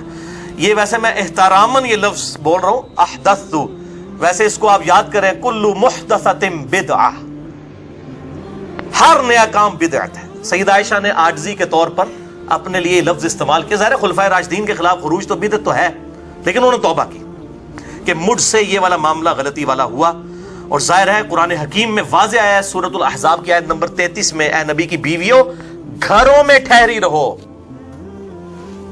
تو ان کو یہ چیز یاد آتی تھی کہ مجھے تو گھر میں ٹھہرنے کا حکم تھا حضور کی زندگی میں صلی اللہ علیہ وسلم، اور میں آپ کی زندگی کے بعد جو ہوں وہ اس طریقے سے حوض والا معاملہ بھی ہوا۔ اور پھر اس حدیث حوض کے اندر کچھ الفاظ مجھ سے مس ہو گئے، اس میں الفاظ یہ ہیں کہ پھر حضرت زبیر نے جو ہے، جب انہوں نے کہا میں نہیں جاؤں گی ساتھ، حضرت زبیر رضی اللہ تعالیٰ عنہ نے حضرت عائشہ کو کہا کہ نہیں اماں، آپ کو اس لیے لے کے جا رہے ہیں تاکہ کوئی مسلمانوں کے درمیان صلح ہو جائے، کیونکہ اماں ادھر سے واپس ہو جاتی تو جنگ جمل ہونی کوئی نہیں سی، کیونکہ اماں کے نام کے اوپر ہی سارے معاملات کھڑے کیے ہوئے تھے نا۔ جیسے یہاں پہ بھی آج وہ جو سیاسی جماعتیں ہیں وہ اپنے لیڈرز کے نام کے اوپر ان کو کیش کروا رہی ہوتی ہیں نا، خود تو ان کے کرتوت اس طرح کے نہیں ہوتے ہیں، تو وہ اماں کے نام جو ہے وہ کیش کروانے کے لیے سیدہ عائشہ رضی اللہ تعالی عنہا علیہ السلام، تو وہ ان کو لے گئے۔ بہرحال شرمندہ تھی۔ سلسلہ احادیث صحیحہ میں شیخ البانی نے 474 نمبر حدیث میں یہ سارے طریق جمع کیے ہیں حدیث حوض کے 10 صفحوں کے اوپر، 767 سے 776 تک، اور پھر جو انہوں نے کمنٹس کیے ہیں نا وہاں پہ، میرے بھائیو ایسے ایسے طریق انہوں نے جمع کیے ہیں۔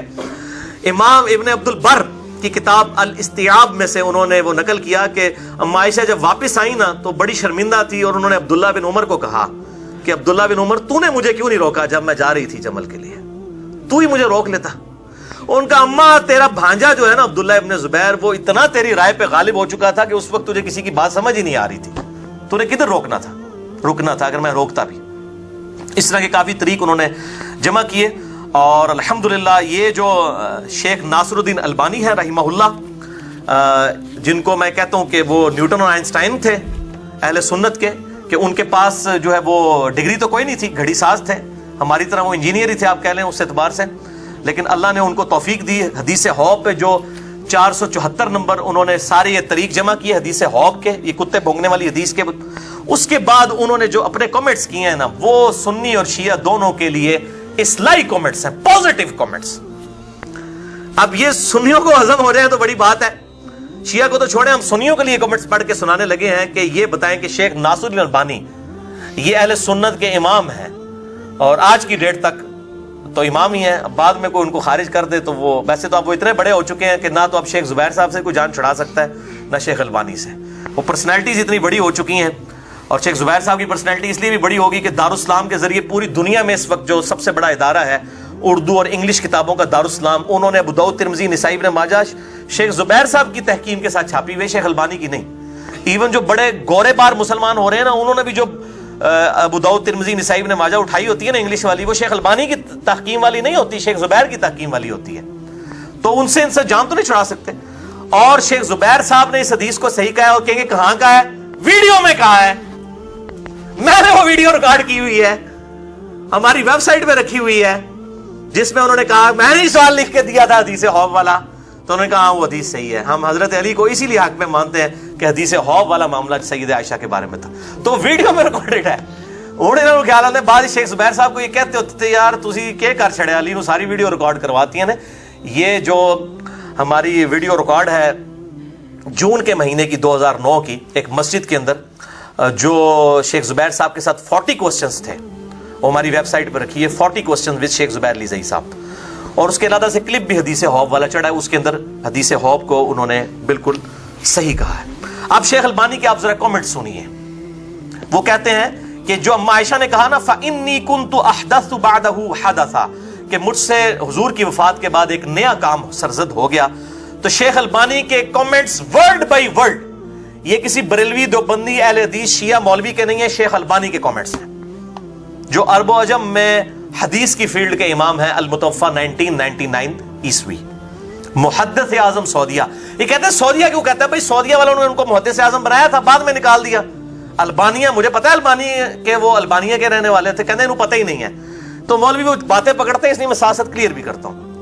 ان کے الفاظ ورڈ بائی ورڈ حدیث حوض السلسلۃ الصحیحہ للبانی 474 نمبر حدیث کے کانٹیکسٹ میں سنیے، وہ کہتے ہیں جو اما عائشہ نے کہا فَإِنِّي كُنْتُ أَحْدَثُ بَعْدَهُ حَدَثًا، تو اس نئے کام سے مراد سیدہ عائشہ کا جنگ جمل میں شرکت کرنا تھا، کیونکہ بعد میں آپ رضی اللہ تعالیٰ عنہ اپنے اس سفر پر بہت ہی شرمندہ تھیں اور اپنے اس عمل سے توبہ بھی کی، البتہ انہوں نے یہ کام نیک نیتی سے کیا تھا، جیسا کہ سیدنا طلحہ اور زبیر نے کیا۔ سیدنا طلحہ بھی پھر جنگ چھوڑ گئے، المستدرک الحاکم میں آتا ہے کہ پھر مروان نے خود ہی جو ان کو ساتھ لایا تھا تیر مار کے ان کو شہید کر دیا۔ یہ 72 حدیث میں نے ساری روایتیں جمع کی ہیں۔ اس میں زیادہ سے زیادہ یہ اعتراض کیا جا سکتا ہے، اب یہ کہتے ہیں کہ اعتراض کوئی شخص حضرت عائشہ پہ کر سکتا ہے تو اس کا جواب بھی سنیں، اعتراض بڑا خطرناک ہے اور جواب اس سے زیادہ خطرناک ہے۔ وہ کہتے ہیں سیدہ عائشہ کو جب حوض مقام کے بارے میں معلوم ہوا تو انہیں واپس چلے جانا چاہیے تھا، لیکن اسی حدیث میں مذکور ہے کہ وہ واپس نہیں گئیں۔ یہ بات ام المومنین کو زیبا تو نہیں تھی؟ اس سلسلے میں ہمارا جواب یہ ہے، جواب بڑا کوڑا ہے، ہضم ہو جائے جے سنیے نو، سنیے دا امام ہے ہضم کرو۔ ہمارا جواب یہ ہے کہ ضروری نہیں کہ ہر کمال والی صفت ہی صحابہ کے لائق ہو، کیونکہ لغزش سے مبرہ صرف اللہ تعالی کی ذات ہے۔ وہ کہتے ہیں اللہ سے لغزش نہیں ہو سکتی۔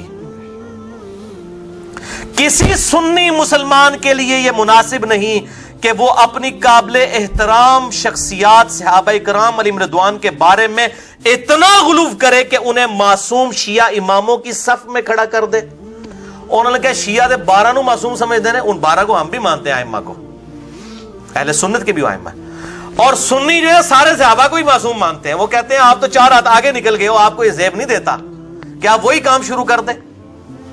اتنا غلو کرے کہ انہیں معصوم شیعہ اماموں کی صف میں لا کھڑا کرے۔ ہم اس بات میں شک نہیں کرتے کہ ام المومنین کا یہ خروج اصل میں خطا پر مبنی تھا، اس لیے جب انہیں معلوم ہوا کہ حوض کے بارے میں رسول اللہ صلی اللہ علیہ وسلم کی پیشن گوئی پوری ہو گئی ہے تو انہوں نے واپسی کا ارادہ بھی کر لیا تھا۔ البتہ سیدنا زبیر نے انہیں یہ کہہ کر واپسی کے ارادے کو چھوڑنے پر قائل کر لیا کہ شاید آپ کی وجہ سے صلح ہو جائے۔ ظاہر ہے جی وہ تقدیر کا غلبہ تو ہونا تھا، لیکن تقدیر کے غلبہ آج کی ڈیٹ میں ہم کہہ سکتے ہیں، ورنہ تو ہر گناہ کرنے کے بعد کوئی تقدیر پہ ہی پھینک دے گا، جب بعد میں تو یہ بات ہو سکتی ہے۔ ہاں ہونے سے پہلے کوئی نہیں کہہ سکتا کہ چونکہ میری تقدیر میں لکھا ہے اس لیے میں نے ضرور یہ کام کرنا ہے۔ جب ہو گیا تو پھر انسان یہ کہتا ہے کہ جو میری تقدیر میں لکھا تھا۔ غلطی تو غلطی رہے گی، وہ تو حضرت آدم کی غلطی بھی غلطی ہے، بعد میں انہوں نے توبہ کی، لیکن اللہ نے 7 دفعہ ان کی غلطی کا ذکر کیا، اور سورۃ الاعراف میں فرمایا اس لیے ذکر کیا تاکہ اے اولاد آدم تم بچ جاؤ۔ تو آج بھی اگر خلافت راشدہ کے کو دوبارہ بحال کرنا ہے، امام محمد مہدی علیہ السلام کی خلافت کو لبیک کہنا ہے امت نے، تو یہ ساری باتیں پتہ ہونا ضروری ہے۔ مسئلہ نمبر 127 میرا امام محمد مہدی کے اوپر ریکارڈڈ موجود ہے۔ امام محمد مہدی علیہ السلام کی خلافت پوری دنیا کے مسلمانوں کے لیے ہوگی اور سنی اور شیعہ کا اجماع ہوگا، یہ اس کا ٹاپک ہے، جسے شوق ہو تو وہ دیکھے۔ شیخ البانی لکھتے ہیں کہ واپسی کا ارادہ سیدنا زبیر کی وجہ سے ترک کیا، اس میں بھی شک نہیں کہ سیدنا زبیر بھی اپنی اس اجتہاد میں خطا پر تھے۔ عقل بھی اس بات کا فیصلہ کرتی ہے کہ دونوں گروہوں میں کسی ایک کو ضرور خطا پر ماننا پڑے گا۔ ایک کہتے ہیں دوئے ٹھیک نے، دیکھو وہ جس طرح وہ کہتے ہیں نا چاروں امام صحیح ہیں، ایک کہتا ہے جی فاتحہ پڑھو اس تو بغیر نماز نہیں ہوتی، دوسرا کہتا ہے کہ جی اگر جو فاتحہ پڑھے اس کے منہ میں انگارہ رکھ دو، پھر کہتے ہیں دوئے ٹھیک نے۔ تو یہاں بھی کیسے سارے ٹھیک ہو سکتے ہیں؟ شیخ البانی بھی کہہ رہے ہیں کہ ایک کو تو عقل کا تقاضا ہے، عقل جی ماری جائے اللہ کا گل ہے، اور یہاں تو حدیثیں بھی موجود ہے، کہتے ہیں عقل کا تقاضا ہے، ایک کو تو غلط ماننا پڑے گا۔ ان دو گروہوں میں سے ضرور کسی کو ایک کو خطا پہ ماننا پڑے گا کہ جن کے مابین سینکڑوں لوگوں کا خون ہو گیا، وہ کہتے ہیں اتنے مسلمان قتل ہو گئے ہیں، ان میں تسی کو دوئے ٹھیک نے، کسی ایک کی تو غلطی تھی نا۔ اور بلا شبہ سیدہ عائشہ کا اجتہاد ہی اس معاملے میں خطا پر مبنی تھا۔ شیخ البانی، یہ مفتی اعظم محدث اعظم سعودیہ ہیں، محدث اعظم ایران نہیں ہے شیخ البانی۔ اس کے بعد بہت سے اسباب اور واضح دلائل موجود ہیں۔ ایک دلیل تو ان کا اپنے خروج پر خود نادم ہونا ہے، وہ کہتے ہیں دلائل بہت ہیں کہ سیدہ عائشہ غلط تھی۔ ایک تو ان کا خود غلطی کو ماننا، ان کے فضل و کمال کو یہی بات مناسب تھی کہ وہ اپنی غلطی پر شرمندہ ہو جاتی۔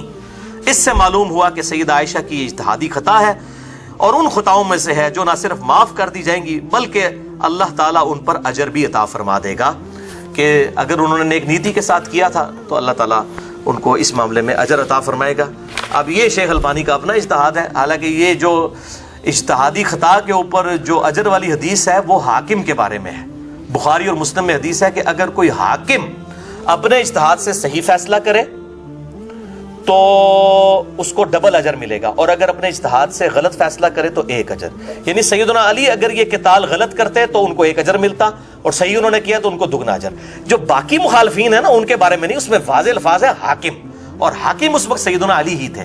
ان کو انہی اصحاب نے امیر المومنین چنا تھا جنہوں نے ابو بکر، عمر اور عثمان رضی اللہ عنہم اجمعین علیہم السلام کو چنا تھا۔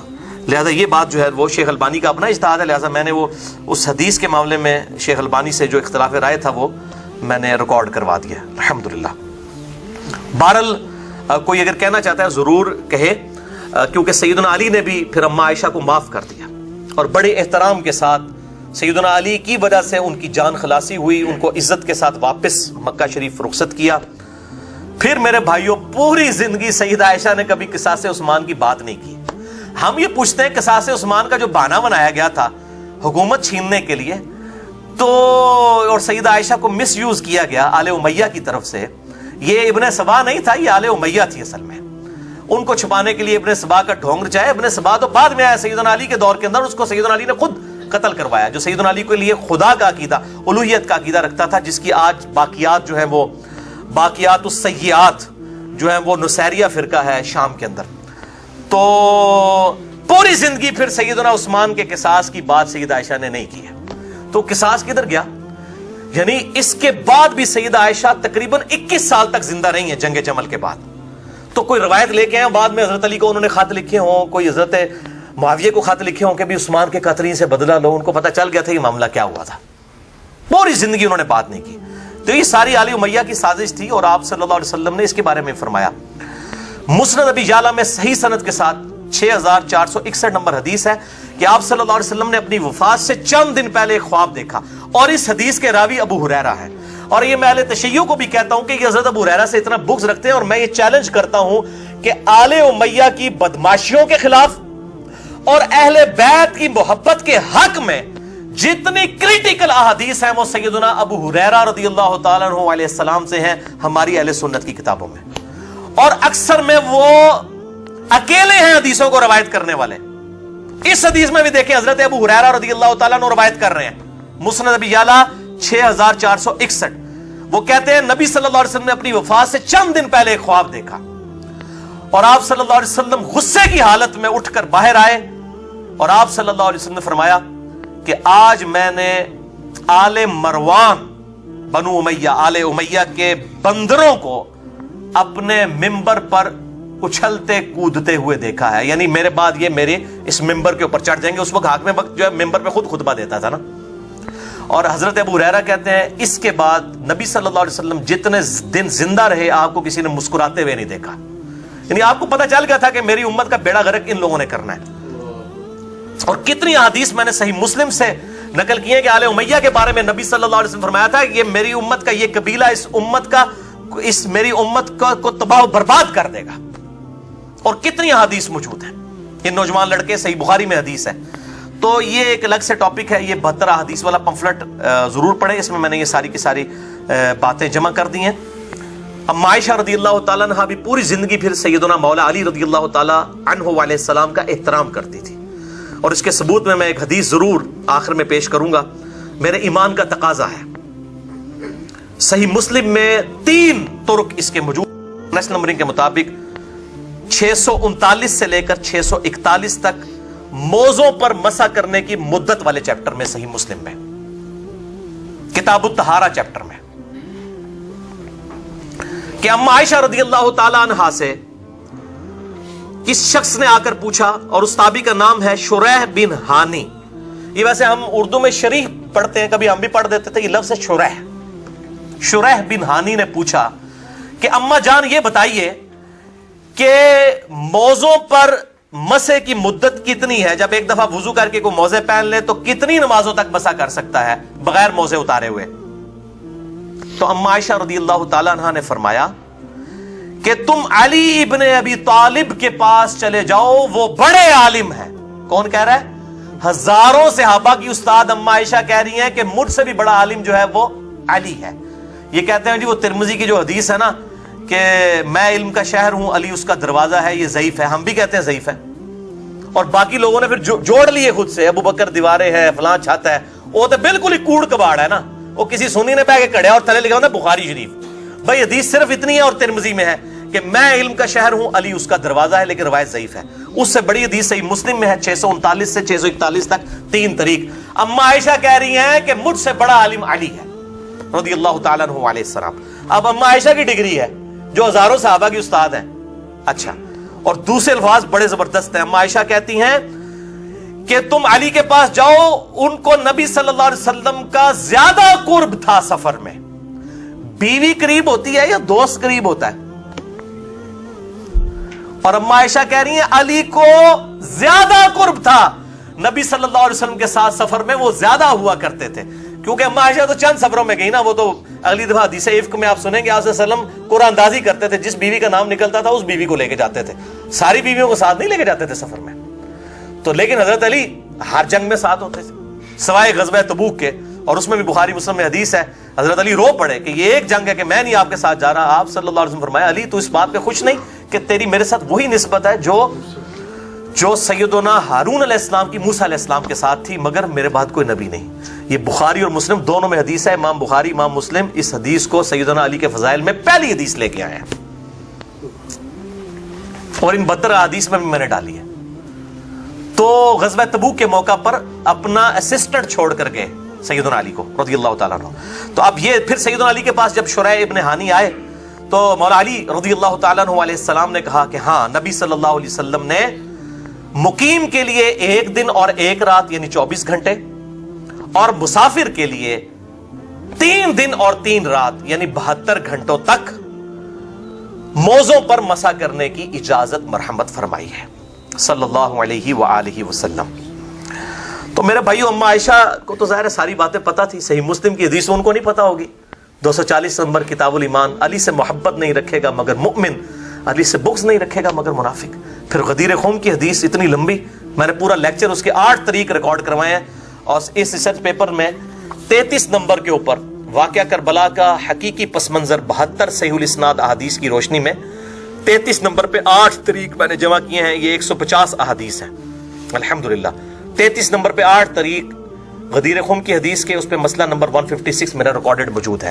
من کنت مولاہ فہذا علی مولاہ, جس کا جگری یار میں اس کا جگری یار علی بھی ہونا چاہیے. تو یہ میرے بھائیوں یہ الحمدللہ ہماری گفتگو کنکلوڈ ہوئی.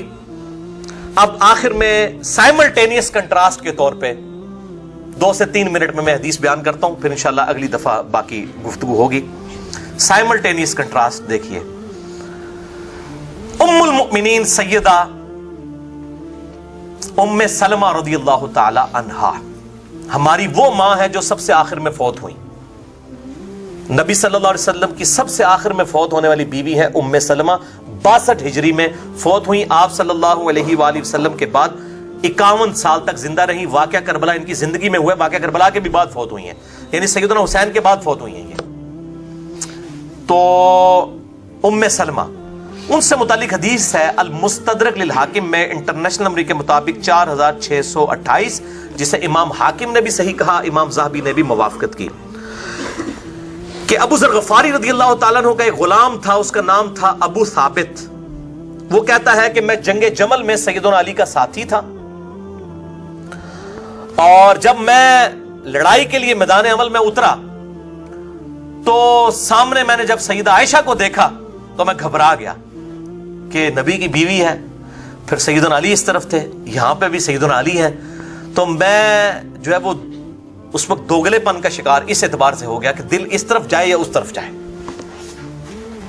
میرے لیے ڈیسائیڈ کرنا مشکل ہو گیا۔ تو کہتے ہیں پھر میں نے نماز کا وقت آیا، اللہ کی طرف رجوع کیا، تو پھر ظہر کی نماز کے بعد اللہ نے میرا دل جو ہے نا اس طرف مضبوط کر دیا کہ علی ہی حق پر ہے۔ تو بہرحال ہم نے جنگ کی، ہم جیت گئے۔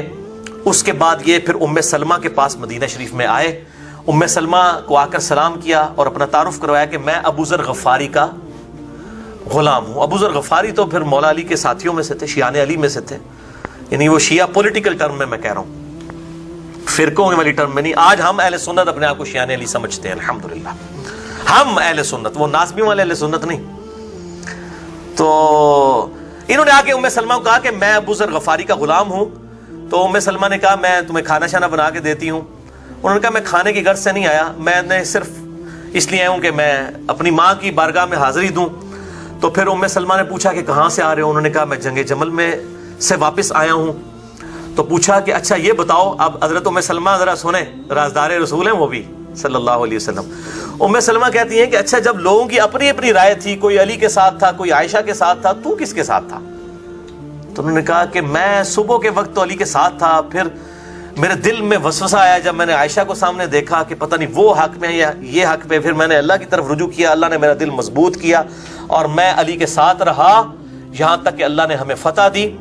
تو ام سلمہ نے کہا ابو ثابت تو نے بہت ہی اچھا کام کیا، میں رسول اللہ کی بیوی نے خود نبی صلی اللہ علیہ وآلہ وسلم سے یہ بات سنی تھی کہ علی اور قرآن، علی قرآن کے ساتھ ہیں اور قرآن علی کے ساتھ ہے، قرآن اور علی قیامت تک ساتھ رہیں گے یہاں تک کہ حوض کوثر پہ آ کر مجھے ملیں گے۔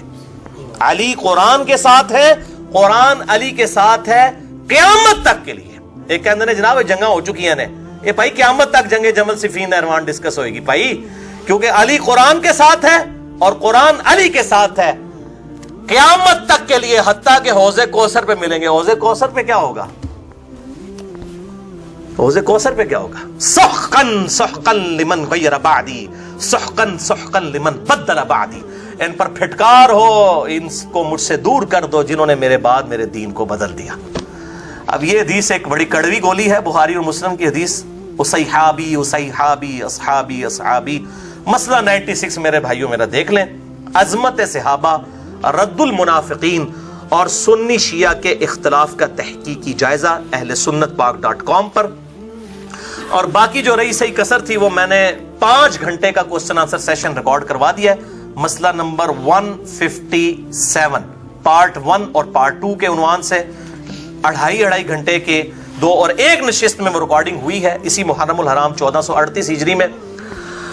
تو جسے شوق ہو 100 کوسچنز ہیں 1 to 1 مجھ سے کیے گئے ہیں سنی شیعہ کنفلکٹ کے اوپر، میں نے سارے معاملات کھول کر بیان کیے ہیں۔ انشاءاللہ تعالیٰ اگلی دفعہ حدیث افک کو ڈسکس کریں گے. اللہ تعالیٰ سے دعا ہے جو حق بات میں نے کہی اللہ تعالیٰ ہمارے دلوں میں راسخ فرمائے. اگر جذبات میں میرے منہ سے کوئی غلط بات نکل گئی تو اللہ تعالیٰ ہمارے دلوں سے معاف کر دے. ہمیں کتاب و سنت کی تعلیمات پر عمل کر کے دوسرے بھائیوں تک پہنچانے کی توفیق عطا فرمائے. سبحانک اللہم و بحمدک اشہد ان لا الہ الا انت استغفرک و اتوب الیک وما علینا الا البلاغ المبین. جزاکم اللہ خیرا.